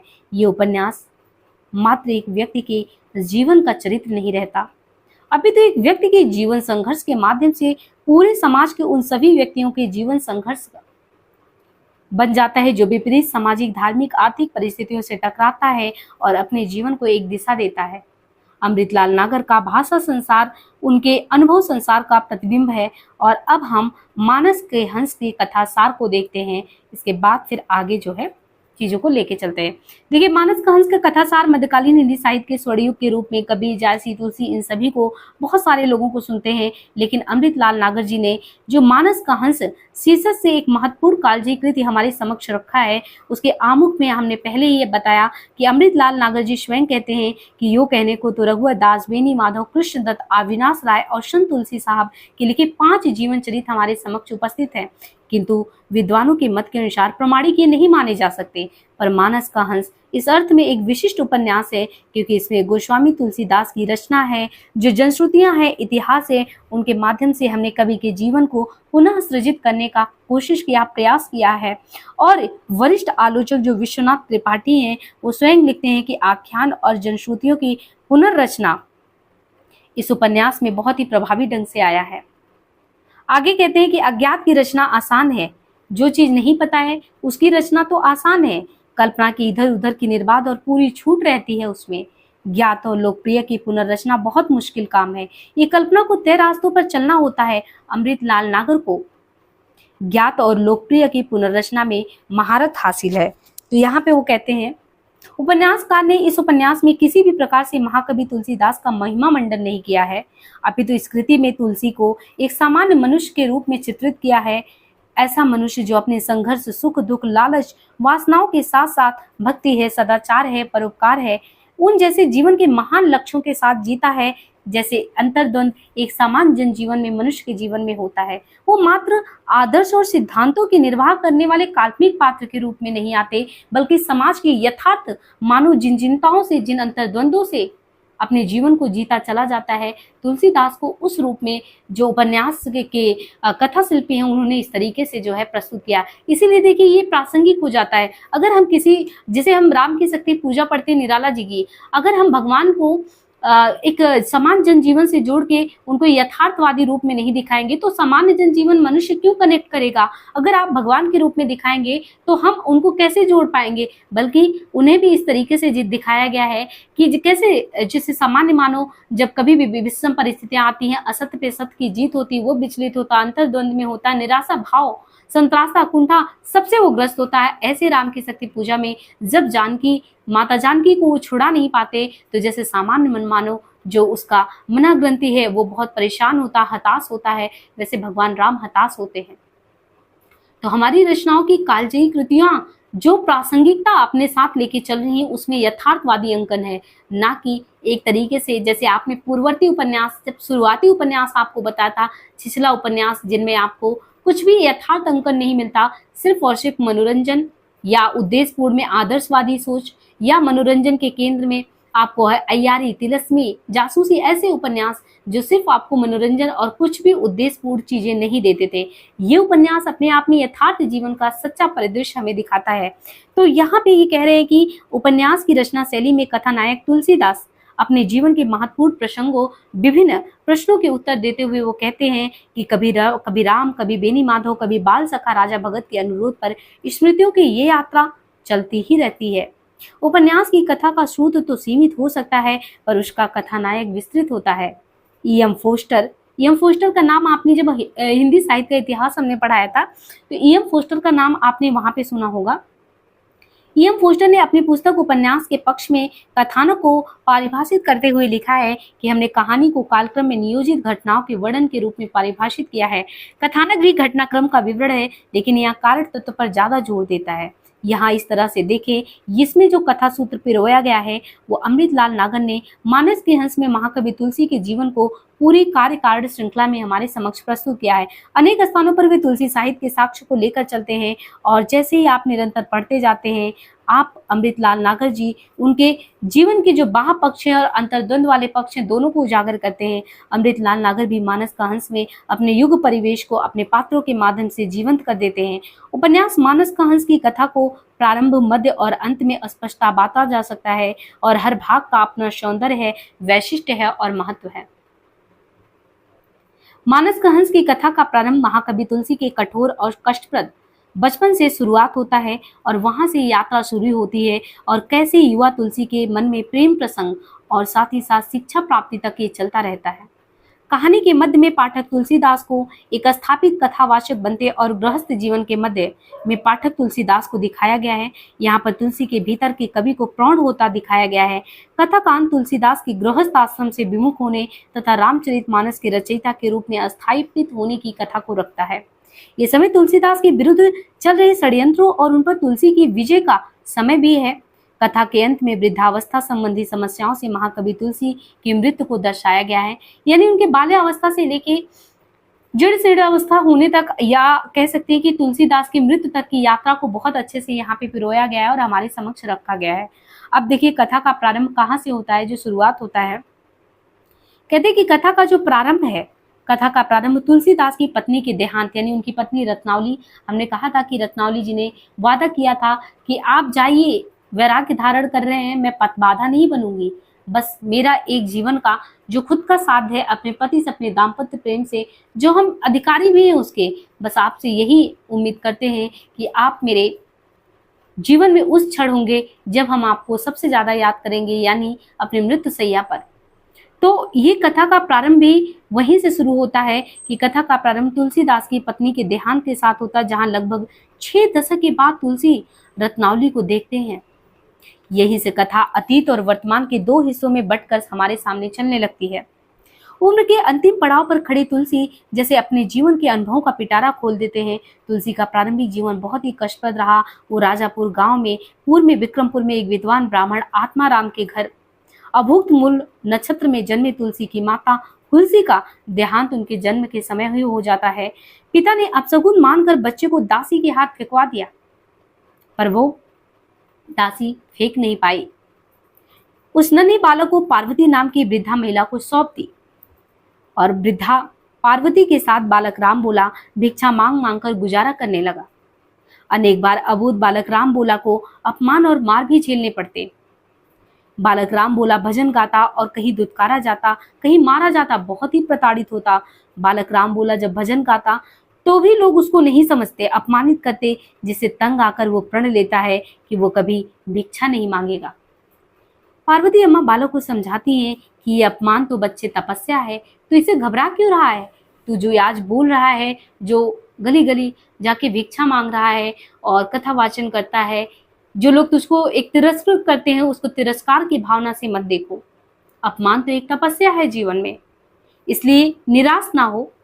एक दिन वृद्धा पार्वती अम्मा भी चल बसती हैं, जिनका छत्र छाया उस बच्चे पर था। वो बाल्यावस्था में जो खुद परेशान है, जिनको ये समाज नहीं समझ रहा है, अब उसकी स्थिति कैसी होती, यानी उस बालक की स्थिति आप देखिए कि उस बालक की स्थिति अब कैसी होगी। उनको माँ ने तो समझा दिया कि अपमान तो तपस्या होता है, इसलिए वो निराश ना हो। एक दिन वृद्धा पार्वती अम्मा भी चल बसती हैं और राम के नाम पर भीख मांगने वाला राम बोला अब तो बिल्कुल अकेला, अब तक तो कहीं से भी आता माँ समझा देती, लेकिन अब तो वो बालक बिल्कुल ही अकेला है। बालक राम बोला जैसे तैसे अपने जीवन को समेटता है, परंतु विपदाएं उसे अकेला छोड़ती नहीं है। एक दिन शक्ति के मद में चूर एक ब्राह्मण पुत्तन महाराज अपने पुत्र के साथ हुए झगड़े का बदला राम बोला की टूटी फूटी झोपड़ी को भी ध्वस्त कर देता है। रही सही कसर प्रकृति पूरी कर देती है, झोपड़ी में आग लग जाता है और राम बोला फिर से अकेला हो जाता है। ना अब उस बच्चे के पास रहने का घर ठिकाना कुछ भी नहीं, और माँ जो पार्वती अम्मा का साया था, अब उस बच्चे पे वो माँ का साया भी नहीं रह जाता। इसके बाद बालक राम बोला भटकता भटकता सुकर खेत पहुंचता है। वहां पहुंचकर एक हनुमान मंदिर में वो शरण लेता है और उसके पास कोई रास्ता नहीं। वो देखता मंदिर बहुत गंदा है, तो जो बालक यहाँ राम बोला है जब देखता कि सच में मंदिर बहुत मतलब कि गंदा है, तो हमें कुछ करना चाहिए, तो वो भगवान को अपने आप को समझ के, क्योंकि वहाँ पे सबसे बड़ी बात है ना कि उस मंदिर के आसपास बहुत सारे बंदर रहते थे, तो जो भी श्रद्धालु आते थे श्रद्धा भक्ति भाव से उन बंदरों के लिए कुछ ना कुछ मतलब वहाँ पे फेंक देते थे ताकि कि वहाँ वो लोग खा लें ऐसे करके। तो जब बालक राम बोला जब था वो भिक्षा मांगता तो उसको कुछ नहीं मिलता। जब भिक्षा मांगने से कुछ नहीं मिलता तो उसे लगा कि कम से कम यहाँ रहेंगे तो इन बंदरों के लिए अगर दिया जाता है तो कम से कम उसी में हम साझा करके खा लेंगे, और वो मंदिर की साफ सफाई कर देगा। उस बाल्यावस्था में जब कोई राह नहीं दिखा तो वो मंदिर में डेली झाड़ू पोछा करने लगा। और वही भक्ति भाव से जो मिलता बंदरों का बचा खुचा वो खा लेता। ऐसे करता गया और एक दिन बाबा नरहरि दास की नजर उस बाल्यावस्था में उस बच्चे की भक्ति से श्रद्धामय हो उठी। जब उन्होंने देखा, उसके भक्ति भाव को देखा, जब वहां आए उन्होंने देखा तो उन्होंने उस बच्चे को अपनी छत्र छाया में ले लिया। बाबा उस बालक को अपने साथ अयोध्या ले आते, जहां अन्य बालकों के साथ रामबूला का पंच संस्कार होता और संस्कार के दौरान माथे पर तुलसी का एक पत्ता आ गिरता है। बाबा इस ईश्वर का संकेत समझ बालक रामबूला का नाम तुलसीराम रख देते हैं। अब रामबूला को न केवल रहने के लिए एक घर मिल गया था, अपितु एक नई पहचान और नया नाम भी मिल गया। बाबा कुछ समय के लिए बाद उसे शेष सनातन की पाठशाला में छोड़ आते, जहां पर तुलसीदास शिक्षार्जन के साथ साथ घर के काम भी करता। गुरु मां का विशेष अनुराग तुलसी को प्राप्त होता तो साथ ही बटकों की ईर्ष्या भी तुलसीदास को मिलती। लगभग 13 वर्ष की आयु में बालक तुलसी अपने सहपाठियों से रात के शमशान में जाने की शर्त लगा लेता। यद्यपि वो रात के अंधेरे में शमशान जाने के भय से कांप रहा होता, उसे डर लगता, लेकिन वो शर्त लगा होता है क्योंकि चुनौती में ये चुनौती दी गई होती है कि तुम तो भगवान का नाम लेते हो, तुम कहते हो कि हमारे पास स्वयं बजरंग बली का आशीर्वाद है, तो जाओ तुम। अगर तुम्हारे ऊपर सच में बजरंग बली का आशीर्वाद है तो हम सब देखना चाहते हैं, तुम्हें डर किस बात की, बजरंग बली का नाम लो, जाओ। और जब इनकी बात भगवान पे आ जाती है तो छोटा सा बालक वो एक्सेप्ट कर लेता कि हाँ हम जाएंगे, हमें कोई डर नहीं है। बाबा तुलसीदास ये कहते हैं कि हमें कोई डर नहीं है, हमारे भगवान हमारे रक्षक के रूप में आएंगे। और रात के अंधेरे में शमशान में वो जाते हैं और उनको क्योंकि अपने इष्ट अपने हनुमान जी में दृढ़ आस्था है, इसलिए बालक तुलसी हनुमान चालीसा लिखते हैं जो उनके अनुसार भय से मुक्ति में उनकी सहायता करता है। बालक तुलसी ये शर्त जीत जाते हैं। समय बीतता जाता है और शिक्षा पूरी होने के बाद तुलसी जिस पाठशाला में पढ़ रहे थे वहीं वो शिक्षक हो जाते हैं। इस समय युवा तुलसी का मन नई तरंगों से तरंगायित होने लगता है। वे लाख प्रयास करते हैं कि उनका मन राम भक्ति में रमे, परंतु चंचल मन मांगता ही नहीं। एक बार मेघा भगत के यहाँ नगर के कोतवाल की रक्षिता मोहिनी से तुलसी का परिचय होता है और तुलसीदास मोहिनी को अपना मन दे बैठते हैं। सोते जागते उठते बैठते पढ़ते पढ़ाते सभी जगह उन्हें अब भगवान राम नहीं बल्कि वो प्रेम में आसक्ति भाव आ गया, मोहिनी दिखाई देती। तुलसी मन में राम को बैठाने की कोशिश करते, लेकिन आंख बंद करने पे मोहिनी आ जाती। अब उन्हें मोहिनी का रूप बार बार परेशान करने लगा, वो अंतर्द्वंद में जीने लगे। तो उन्होंने सोचा इस ऊहापोह से बाहर कैसे निकले, इसलिए वो राम की तलाश में मेघा भगत और जो मित्र कैलाश थे उनके साथ तीर्थ पर निकल जाते हैं। रास्ते में वो मुगल सेना द्वारा बंदी भी बनाए जाते हैं, लेकिन क्योंकि उनको बहुत ज्ञान था, जोशी थे, तो उनके चंगुलों से वो आराम से मुक्त हो जाते हैं कथावाचन और ज्योतिष कार्य करके। ये कथा का जो आरंभ था। अब जैसे ही आप कथा के मध्य में पहुंचेंगे तो कथा के मध्य में आते आते अब वो तुलसीदास ख्याति प्राप्त तुलसीदास हैं। चारों तरफ उनकी कीर्ति दिन प्रतिदिन फैलती जा रही है। उनसे मिलने अनेक बड़े लोगों के साथ कुछ महिलाएं भी आती, लगातार मिलने आती, जो युवा तुलसी को बेचैन करती, जबकि करना नहीं चाहिए, लेकिन युवा तुलसी को वो महिलाएं जो मिलने आती वो उन्हें बेचैन करती। फिर वो चिंतित रहने लगे। एक बार तो मोहिनी की आसक्ति में पड़े, फिर यहाँ पे उनका मन नहीं लग रहा है। जो उनको संत के रूप में देखने आते, ये तो मानस के अमृतलाल नागर के द्वारा अगर आपने पाप और पुण्य से संबंधित उनकी चित्रलेखा को देखा होगा तो कैसे जो साधु जो है चित्रलेखा को ये समझाने आता है कि पाप क्या है पुण्य क्या है, और उस लेडी पे यानी उस जो नर्तकी उस पे एक तरीके से कटाक्ष करता है कि तुम ही लोग समाज के कलंक हो। जब वो उनके शरण में जाती है और पूछती है प्रभु अब तो मैंने आपको समर्पित कर दिया, अब आप बताइए पाप क्या है पुण्य क्या है। और आप देखते हैं कि वो साधु जो कहता है कि जीवन भर हम एक साधक की भांति अपने इंद्रियों पे पूर्ण नियंत्रण कर चुके हैं, लेकिन जब चित्रलेखा पहुंचती उनके साथ वहां पे रहने के लिए तो उनकी वासना उनकी कामुकता जाग उठती है। और वो बाद में आप चित्रलेखा को देखिए कि उसने कहा इससे अच्छा तो बीजगुप्त ही था। अगर आपने कहा कि अपने इंद्रियों पर नियंत्रण कर लिया तो सुनिए महात्मा जी, परिस्थितियां इंसान को पाप और पुण्य की बातें जो है पाप और पुण्य को सिखाती है। ये तो परिस्थिति है ना कि पाप क्या है पुण्य क्या है, हमें परिस्थिति के अनुरूप उन चीजों को देखना चाहिए। तो यहाँ पे देखिए इतने बड़े महात्मा जिनको जो भी लोग देखने आते होंगे तो वो ये नहीं सोचते होंगे कि जो स्त्रियां आती होंगी कि ये जो महात्मा है, जो संत है, वो हमें कामुक प्रवृत्ति या कामुकता के भाव से भी देख सकते हैं। लेकिन वासना जन्य प्रवृत्ति हमारे यहाँ पे तो जो हमारी ज्ञानेंद्रियां हैं या इंद्रियां जो हैं, वो तो हमारे एक तरीके से बहुत सारी तरीके से बाधाई का काम करती हैं। इन्हीं से तो लोग कहते हैं कि अपने इंद्रियों पे जितना भी हम नियंत्रण कर सके तो ही हम सफलता अर्जित कर सकते हैं। लेकिन यहाँ पे उन्हें बार बार क्षोभ होता है कि क्यों ये हमारे वासनाजन्य चीजें हमारे मन में जाग उठती हैं और हमारे भक्ति भाव में ये बाधा बनती हैं। ये तो एक तरीके से उनकी परीक्षा बार बार लिया जाता था।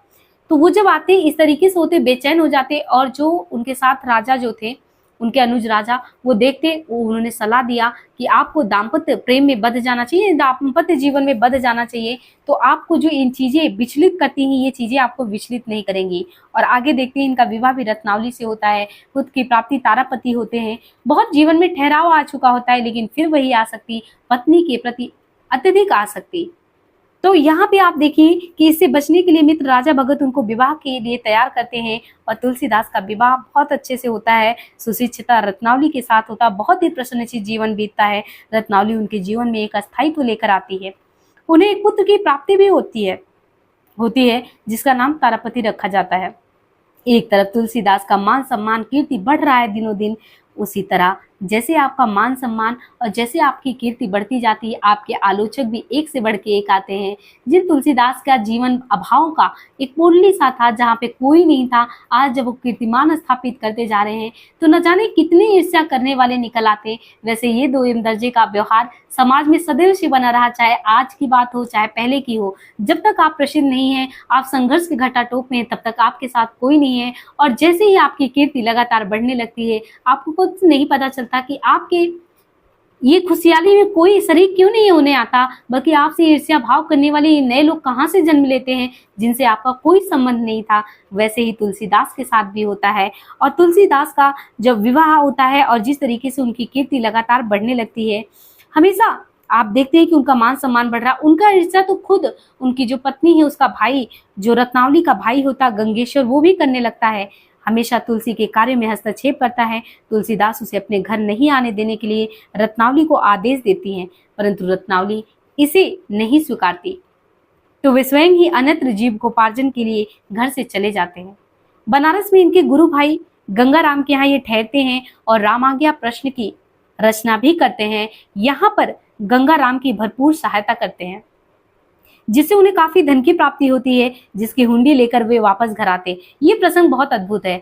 उनको देखिए बहुत ज्यादा पैसे मिले होते हैं। बनारस में इनके गुरु भाई होते हैं गंगाराम, और गंगाराम के यहाँ ये जब ठहरते हैं, वहां पे रामाज्ञा प्रश्न की रचना करते हैं, तो इनको बहुत ज्यादा धन मिला होता, काफी धन मिला होता है।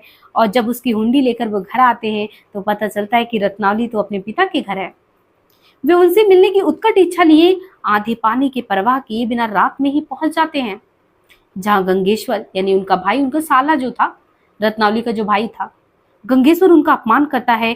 और ये अपमान जो है, रत्नावली को बहुत गुस्सा आता है कि रत्नावली बोले कैसे, तो वो अपना अधिकार किस पे रखती, अपने पति पे ही रखती। तो उन्होंने इस तरीके से देखा तो उन्हें बिल्कुल पसंद नहीं आया जिस तरीके से ये उनसे मिलने के लिए चले आए थे। इसकी उपेक्षा कर तुलसी रत्नावली से मिलते हैं तो रत्नावली पुरुष और स्त्री के प्रेम के अंतर को समझाती है और कहती है, पुरुष तो निरे चाम का लोभी होता है, जीव में बसे राम का नहीं। बस यही बात थी जो इतने गहरे बैठ गई तुलसीदास को कि विरक्ति के भाव में उनको उस प्रेम की, उस दाम्पत्य, उस आसक्ति से बाहर कर दी। कितनी गहरी बात भी तो है। पुरुष तो निरे चाम का लोभी है, चमड़े का लोभी है पुरुष। ये हाड़ मांस के शरीर जिसमें आप देखेंगे एक आत्मा ही वास करती है, जिसको हम शुद्ध आत्मा के रूप में देखें तो वही तो निरंतर चल रहा है, बाकी इस जीवन में कुछ भी नहीं है। लेकिन हम देखते क्या है, इस हाड़ मार्ग के शरीर के सौंदर्य को ही देखते हैं, उसके आत्मा के मन को, उसको तो नहीं देखते।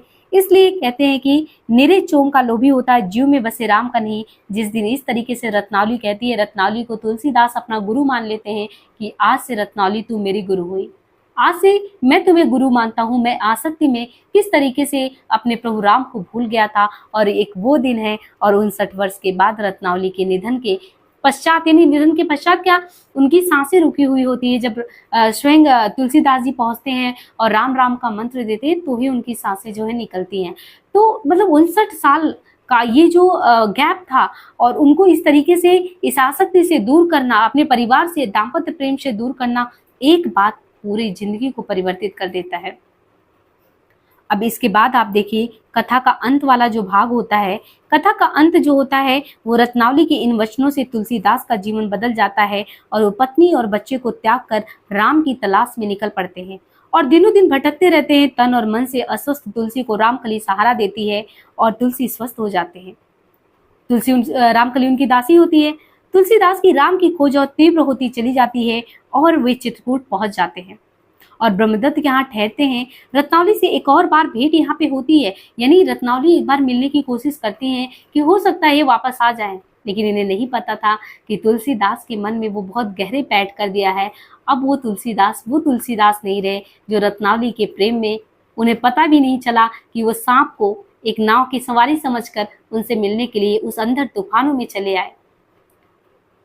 तो वो चित्रकूट पहुंचती हैं तुलसीदास से मिलने के लिए। वो उनको समाचार देते हैं कि अब पुत्र तारापति भी नहीं रहा, स्वामी आप आ जाइए, मैं बहुत अकेली हूँ। रत्नावली से एक और बार भेंट यहाँ होती है और पुत्र की मृत्यु का समाचार सुनकर वे विचलित तो होते हैं, उनका मन फिर से पिघलने भी लगता है। वे रत्नावली को मोह त्याग कर जनकपुरी जाते हैं, यानी चित्रकूट से वो जनकपुरी चले जाते हैं और जहाँ एक रामानुजी आश्रम में रहने के लिए जगह और मठ में कोठारी का काम भी उनको मिलता है। वे यहाँ पर आकर देखते हैं कि धर्म के इन स्थानों पर तो लोभ, मोह, लालच और वासना का प्रसार है। उनका मन उकता जाता है। वे यहाँ रहकर राम भक्ति में लीन होना चाहते थे, परंतु इस मार्ग में निरंतर बाधाएं आती हैं। मठ में रहने वाले और आने वाले जो साधु हैं वो मठ में आने वाली स्त्रियों के मोहपास में बंधे मिलते हैं। स्वयं मठ के महंत भी इसमें आकंठ डूबे हुए हैं। मठ के महंत से मतभेद के कारण तुलसी कोठारी का पद और मठ दोनों ही छोड़ देते हैं। वे वहां से निकलकर अयोध्या के जनजीवन को और अधिक निकट से देखते हैं। घाट पर एक वृद्ध ब्राह्मण की सहायता के लिए वे राम कथा का वाचन प्रारंभ करते हैं। जनभाषा अवधि में राम की सुंदर कथा का वाचन वे अपने रचे दोहे और चौपाइयों में करते हैं और आम लोग अपनी भाषा में राम कथा सुनकर आनंदित होते हैं। उनके रचे गए पद और अद्भुत प्रस्तुति से जो अयोध्या है उसमें जल्द ही उनकी ख्याति फैलने लगती है, जिससे वहां का पुरोहित समाज अप्रसन्न हो जाता है। यही से तुलसीदास को अपमानित और बदनाम करने के षड्यंत्र रचे जाने लगते हैं। यही नहीं, वैदेही बल्लभ, चरण रज धूलिदास, तुलसीकृत रामचरित मानस की मूल पोथी को चुराने का प्रयास भी किया जाता। सोचिए, लोग इतने बढ़ चुके हैं कि जिस रामचरित मानस को ये लिख रहे हैं, दिन रात जुट के लिख रहे हैं, लोगों ने सोचा कि अगर ये लिख दिए तो ये तो पूरे छा जाएंगे और वहां के जो ब्राह्मण वगैरह थे उनके जीविका पे खतरा मंडाने लगा। तो इन लोगों ने उस मूल प्रति को चुराने का भी प्रयास किया, लेकिन जिन पे भगवान की कृपा है तो इनकी मूल प्रतियों को देखिए वो फिर कैसे बचाते। बहुत सारे लोग सहयोग भी कर रहे थे।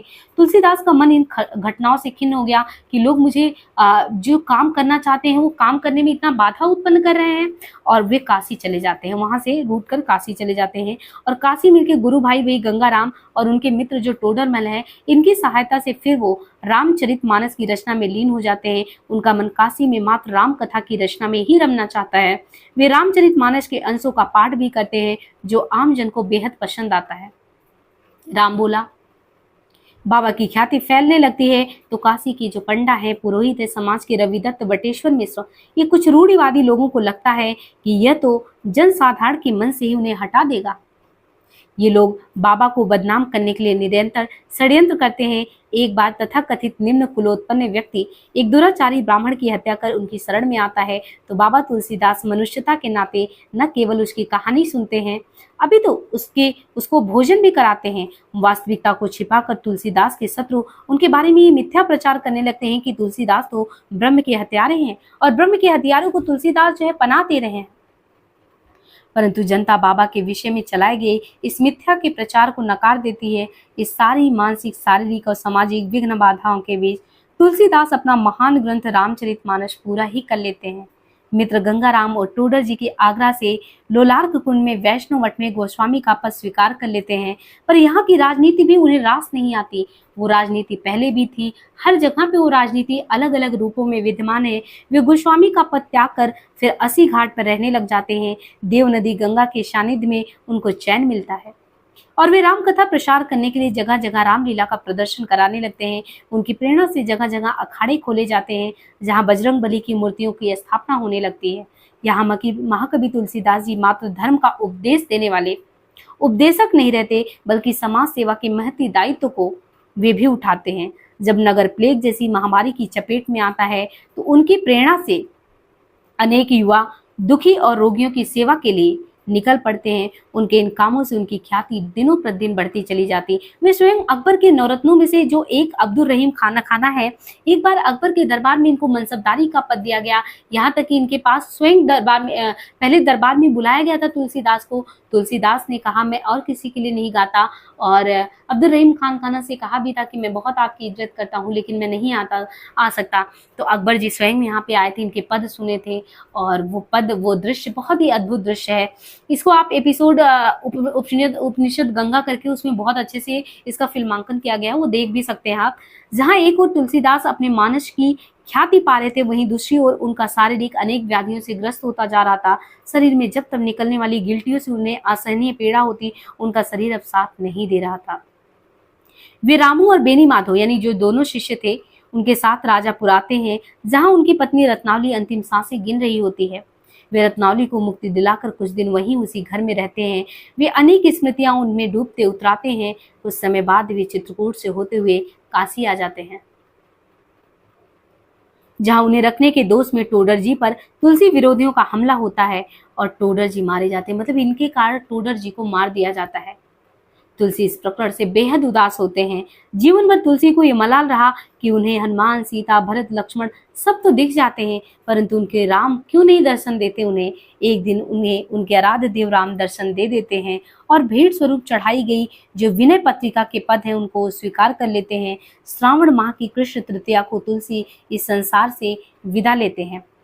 उनके कवि मित्र कैलाश एक दोहा पढ़ते हैं और कहते हैं, राम नाम जस बन्नी के भयो चाहत अब मौन, तुलसी के मुख दीजिए अबही तुलसी सोन। तो इस तरीके से ये जो कथा का सारांश है यहाँ पे समाप्त होता है कि कैसे इनकी जीवन यात्रा रही है। अब हम कुछ प्रमुख बिंदुओं पर बात कर लेते हैं जो आपके एग्जाम की दृष्टि इंपॉर्टेंट है ना, क्योंकि एग्जाम में तो आप समझ ही रहे हैं कि किस तरीके से क्वेश्चन आता है। तो हमें एग्जाम के पॉइंट ऑफ व्यू से देखना है। जो आपका पेज है यहाँ पे, मुझे उम्मीद है कि ये बहुत अच्छे से आपको समझ में आ रहा होगा, और हम ये उम्मीद करेंगे कि अगर आप लोगों को समझ में आ रहा है और ऐसे सारे उपन्यास कराए जाएं तो प्लीज़ आप लोग जो है कमेंट बॉक्स में ज़रूर बताइएगा, क्योंकि आपकी प्रतिक्रिया मेरे लिए, समझ रहे हैं, वो बहुत बड़ा, मतलब कि कोई भी चीज़ हो कि आपकी प्रतिक्रिया होगी तो मेरे लिए वो प्रोत्साहन का काम करेगी कि सच में ये चीज़ें यूजफुल हो रही हैं और हमें इस तरीके से काम करने की आवश्यकता है। ठीक है, तो हमें ये उम्मीद रहेगा कि अगर आप लोगों ने इसको बहुत भरपूर जो है प्यार दिया तो जल्द से जल्द हम जो है आपकी उपन्यास विधाओं के ज़्यादातर उपन्यास को इसी चैनल पे इसी रूप में कराने का प्रयास करेंगे, जिसमें आपका जो पहला क्लास होगा इंट्रोडक्टरी क्लास, उसका हम संपूर्ण परिचय इस रूप में दे देंगे। बाकी जो लाइव सेशन क्लास होगा उसको यहाँ पे अपलोड कर दिया जाएगा ताकि उसका लाभ सारे बच्चे ले सकें।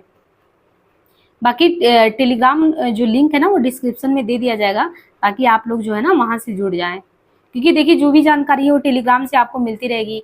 जरूरी नहीं कि हम हमेशा यहाँ पे अपडेट देते रहें, है ना, तो वो चीज़ें जानकारी आपको वहाँ से मिलता रहेगा। बाकी देखिए हमने आमुख देख लिया, पात्र परिचय के संबंध में जानकारी प्राप्त कर ली। अब जो इससे रिलेटेड कुछ फैक्ट हैं, इम्पॉर्टेंट है एग्जाम के पर्सपेक्टिव से, उससे बात कर लेते हैं, उनके संबंध में देख लेते हैं कि क्या क्या है।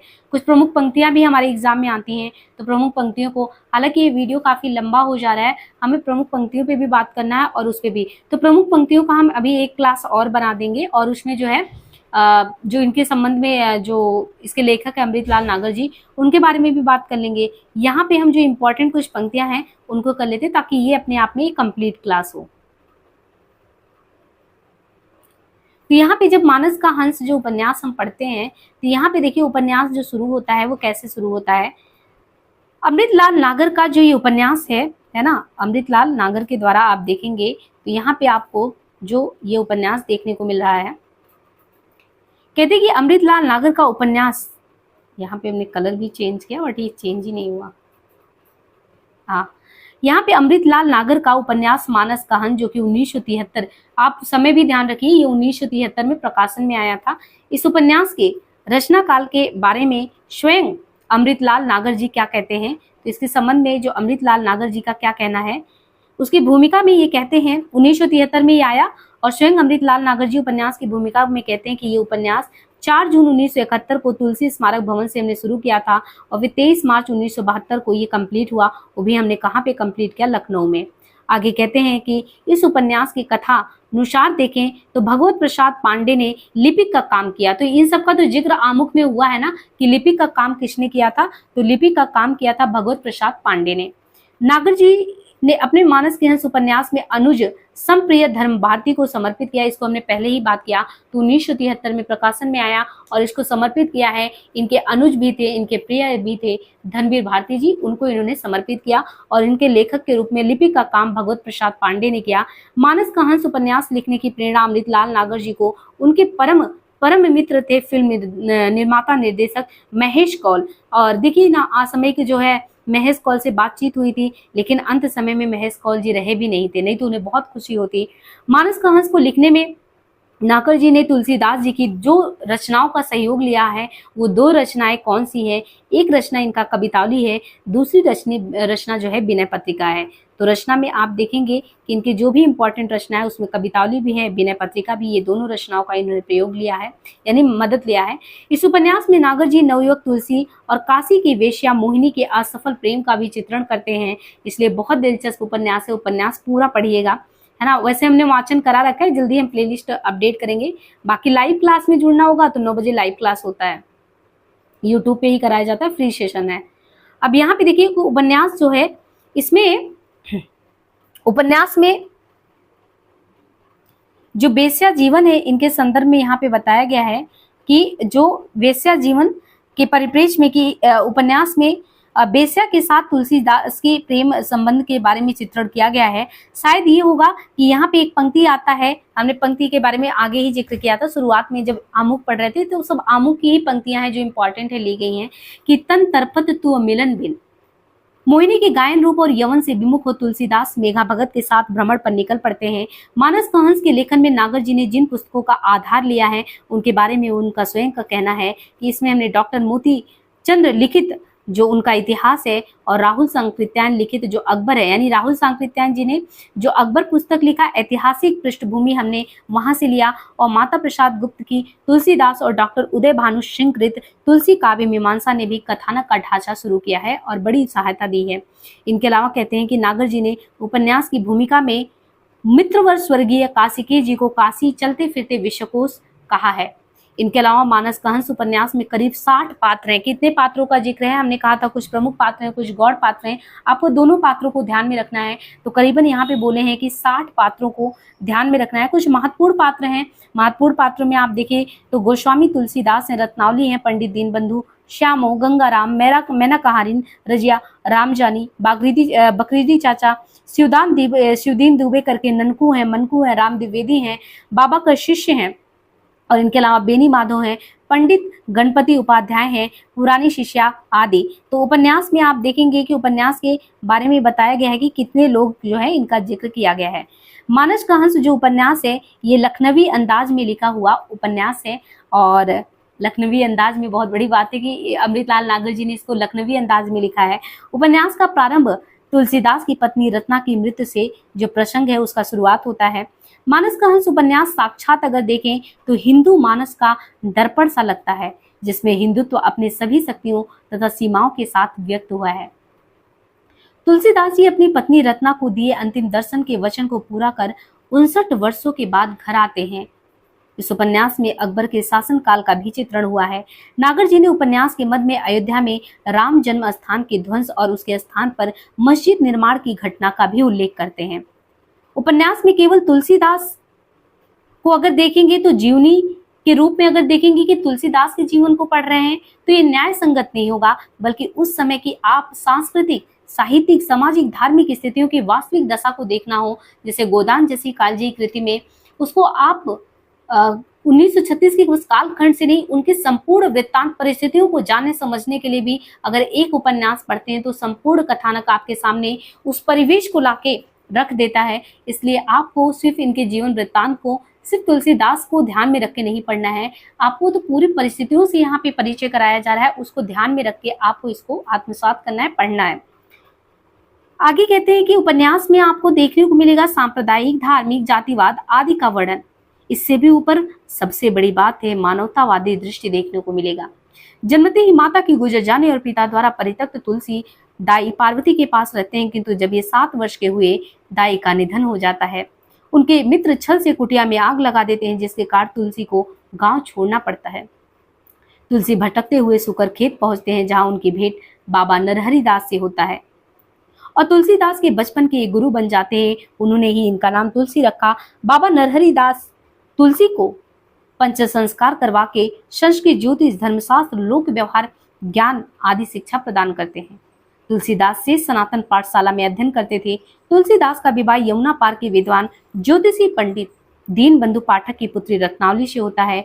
रत्नावली से तुलसीदास को एक संतान भी होता है, किंतु उसकी आयु ज्यादा नहीं होती है। तुलसीदास काशी चले जाते, जहां रामाज्ञा प्रश्न की रचना होती है। तुलसीदास की पत्नी संतान सहित मैके चली आती है, जिससे व्याकुल मन हो जाता है।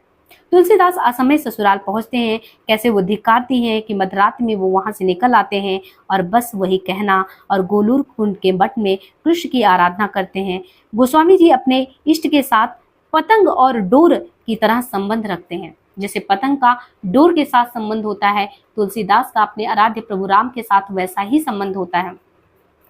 तुलसीदास जी को इस बात का बहुत अफसोस है कि हर प्रकार का जतन करने पर भी इष्ट की प्राप्ति नहीं हो सकती, यानी उनके भगवान राम दर्शन नहीं दे रहे, तो वो बहुत ज्यादा परेशान थे इससे।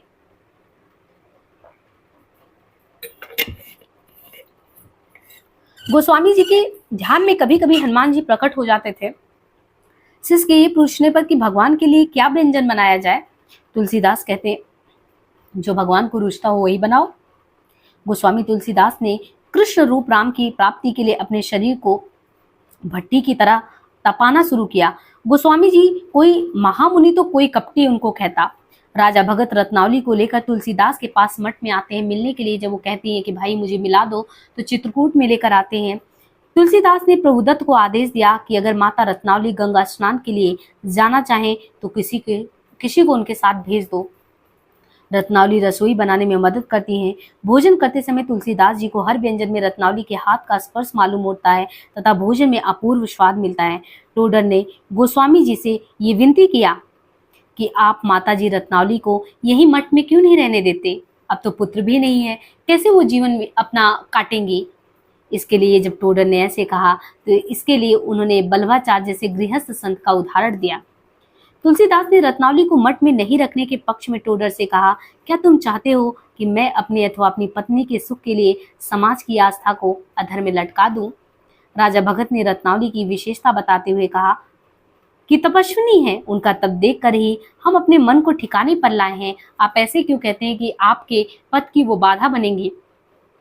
तुलसीदास ने अपने जीवन के उतार चढ़ाव को व्यक्त करते हुए कहा कि कभी एक कटोरी छाछ के लिए भी तरसना पड़ता था। ये एक दिन है जब सोंधे दूध की मलाई खाते समय खुनस आती है। राजा भगत तुलसीदास जी को उनको जो है कथा का उद्देश्य सुनाते हैं। रत्नावली के बिना उनका कैसे जीवन का निर्वाह होगा? बायां अंग तो कट जाएगा, तो क्या दायां खुश रह सकता है? मतलब राजा भगत समझाते हैं कि मतलब एक तरीके से वो अपना ले, तुलसीदास के साथ जो है रत्नावली के साथ जीवन अपना व्यतीत करने लगे। राजा भगत ने तुलसी और रत्नावली का मेल कराने के लिए षड्यंत्र के तहत पंडित गंगा राम, टोडर, कैलाश कवि आदि को अपने पक्ष में कर लिया। वहां के शिष्यों ने भी माता रत्नावली को अत्यंत विदुषी मानते हुए, अपने अध्ययन में सहायक मानते हुए यहीं रहने के लिए गोस्वामी जी से विनती की, लेकिन तुलसीदास जी इस चीज को नहीं स्वीकारे। उन्हें पता था कि उनकी कमजोरी क्या है। अगर रत्नावली वहां रहेंगी तो ये अपने आराध्य में मन नहीं लगा पाएंगे। उन्होंने साफ इनकार कर दिया। यहाँ तक कि नत्थू से वे कहते हैं कि इस प्रसंग को अब यहीं समाप्त कर दो। नत्थू नाई है, वो अनपढ़ है। समाज में रत्नावली को मठ में आने से जो चर्चा हो रही थी उसी के बारे में वो तुलसी से कहता है। तुलसीदास तपस्वी हैं, बैरागी थे, किंतु रत्नावली के प्रति उनका मोह कभी भी कम नहीं हुआ। राजा भगत से रत्नावली की कठिन साधना की प्रशंसा सुन तुलसी की इच्छा होती कि एक बार रत्नावली को देख ले, उनसे बात कर ले। उनके मन में गुदगुदाहट होती। रत्नावली की मनोहर छवि निहारने के लिए मन व्यग्र भी उठता। उनकी इच्छा है कि रत्नावली पास आए, उनसे अपना सुख दुख कहे। उनका अनुभव होता कि वो मेरे लिए तड़पती होगी, परंतु जैसे ही तुलसी को अपने बैराग की बात याद आती, अपने मन को महसूस कर मार कर वो रह जाते। गोस्वामी तुलसीदास सरवन से रत्नावली की सेवा करने को कहते। टोडर की इच्छा थी कि रत्नावली उनके यहाँ पधारे। उनकी भी यही इच्छा थी कि गठजोड़ से महात्मा जी हमारे घर भोजन करें, उनकी जूठन गिरने का सौभाग्य मेरे यहाँ घर को मिले ताकि मेरा जन्म सार्थक हो। मठ से वापस लौटने से पहले जो रत्नावली थी और तुलसीदास के बीच वार्ता भी होता है, किंतु सम्मुख नहीं पर्दे के आड़ में होता है। रत्नावली तुलसी को जय सियाराम से संबोधित करती हैं। रत्नावली तुलसी के सानिध्य में पहुंचकर भाव विवल हो जाते हैं और उनका कंठ रुदन से भर जाता है, किंतु गोस्वामी जी उन्हें रोने से मना कर देते हैं। रत्नावली जाते जाते एक भिक्षा मांगी कि मेरी मृत्यु से पहले अपना श्रीमुख मुझे दिखा देना। तुलसीदास ने आने का वचन दे दिया। इस उपन्यास में तुलसीदास स्वयं ही कथाकार भी हैं और वो अपने शिष्य बेनी माधव को क्रमबद्ध तरीके से कथा बताते भी चल रहे हैं। तुलसीदास जी विभिन्न व्यवधानों को जलते हुए जेठ की तीज को रामचरितमानस का समापन करते हैं। गोस्वामी जी प्लेग का शिकार होकर संवत 1680 श्रावण कृष्ण तृतीया की ब्रह्मवेला में नश्वर जगत से महाप्रयाण लेते हैं। मानस का हंस उपन्यास छोटे छोटे परिच्छेदों में विभाजित, जिसके तहत तुलसी रत्ना, तुलसी मोहिनी, तुलसी मेधा तथा अनेक छोटी बड़ी घटनाओं से तुलसी की कहानी को हमारे समक्ष रखता है। इस उपन्यास के मार्मिक प्रसंगों में तुलसी का बाल्य जीवन और बंदरों के साथ तुलसी बाल संघाती के रूप में शेष सनातनी की पाठशाला और हनुमान चालीसा की रचना भूत आदि का प्रसंग भी देखने को मिलता है। तुलसी अपने पत्नी रत्नावली को समर्पण वृत्ति के कारण उसे खरी उपकारिणी की संज्ञा देते हैं। उपन्यास में मोहिनी तुलसीदास की कामा शक्ति की कमजोरी है। वो एक सुंदरी वेश्या के साथ साथ कुशल कला मर्मज्ञ और गायिका भी है। मोहिनी भौतिकवादी सोच रखने वाली पात्र, उसके लिए परलोक से इहलोक महत्वपूर्ण है। मानस का हंस उपन्यास में पात्रों का वर्गीकरण दो रूपों में किया जाता है, ऐतिहासिक और काल्पनिक। मानस का हंस उपन्यास के जो ऐतिहासिक पात्र हैं उन पात्रों में आप तुलसीदास हैं, हुलसी हैं, बेनी माधव, नरहरि, गंगाराम, नंददास, टोडर मल, दीनबंधु, रत्नावली, मेघा भगत, हुमायूं, अकबर, जहांगीर, शेरशाह, हेमचंद्र, रहीम, आत्माराम, मधुसूदन, सरस्वती, इन सभी लोगों का जिक्र है। लेकिन वही गौड़ पात्रों में भी कुछ पात्र हैं।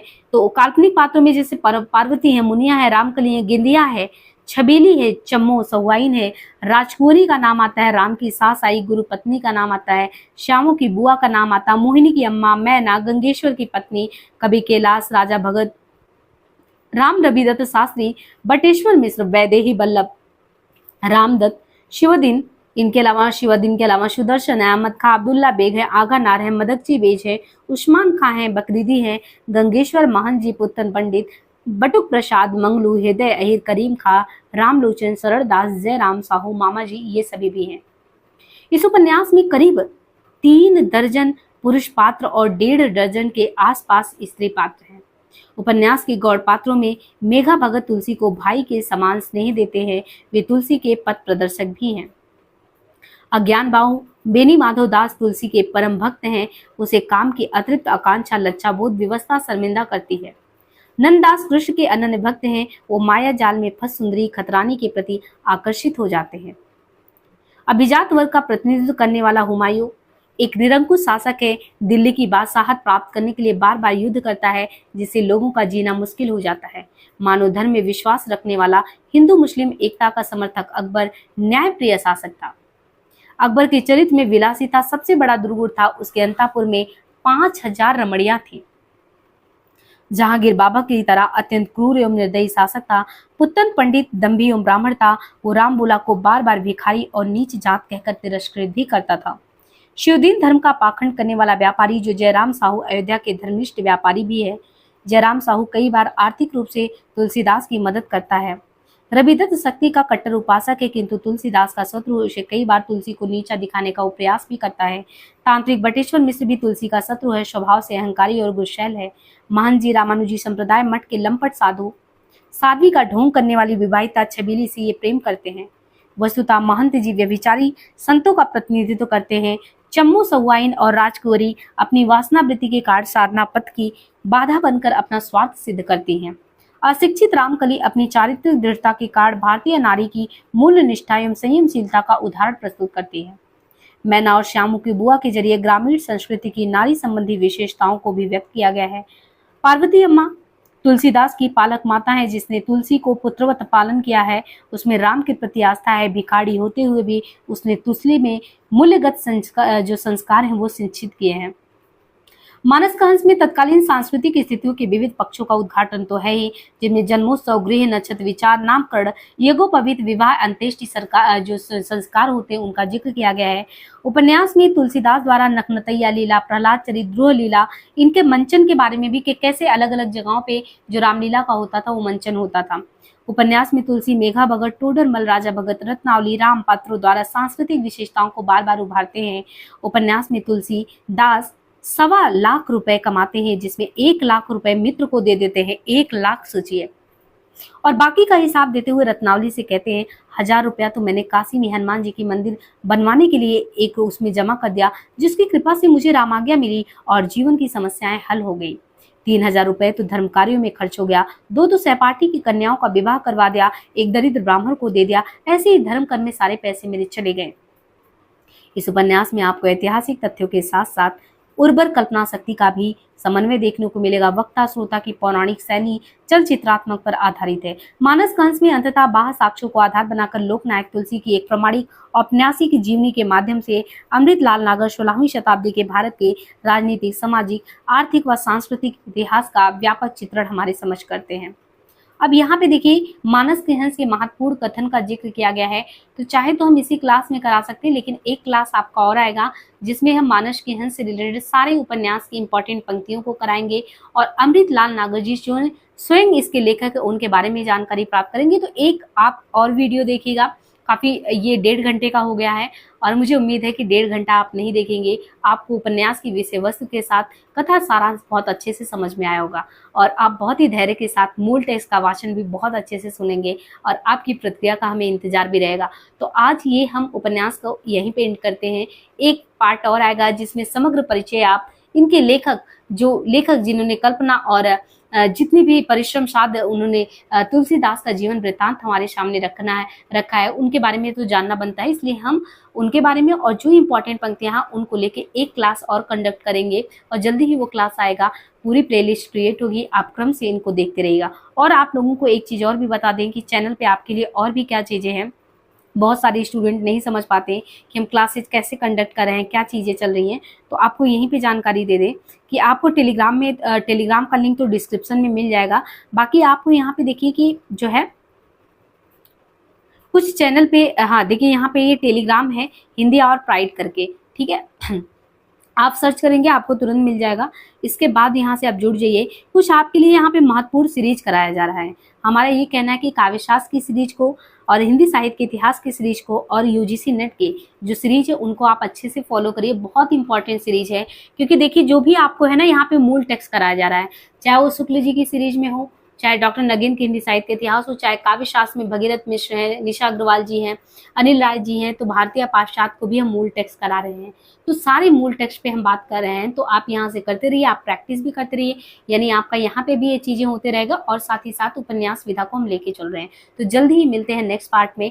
मुझे उम्मीद है कि बहुत ही अच्छा लगा होगा और अगर अच्छा लगा हो तो लाइक शेयर सब्सक्राइब करना ना भूलें, क्योंकि आप इस परिवार को जितना बढ़ाएंगे, आप मेरे उत्साह को जितना बढ़ाएंगे, उतना ही हम अच्छा करने की कोशिश करेंगे। आज के लिए इतना ही, धन्यवाद।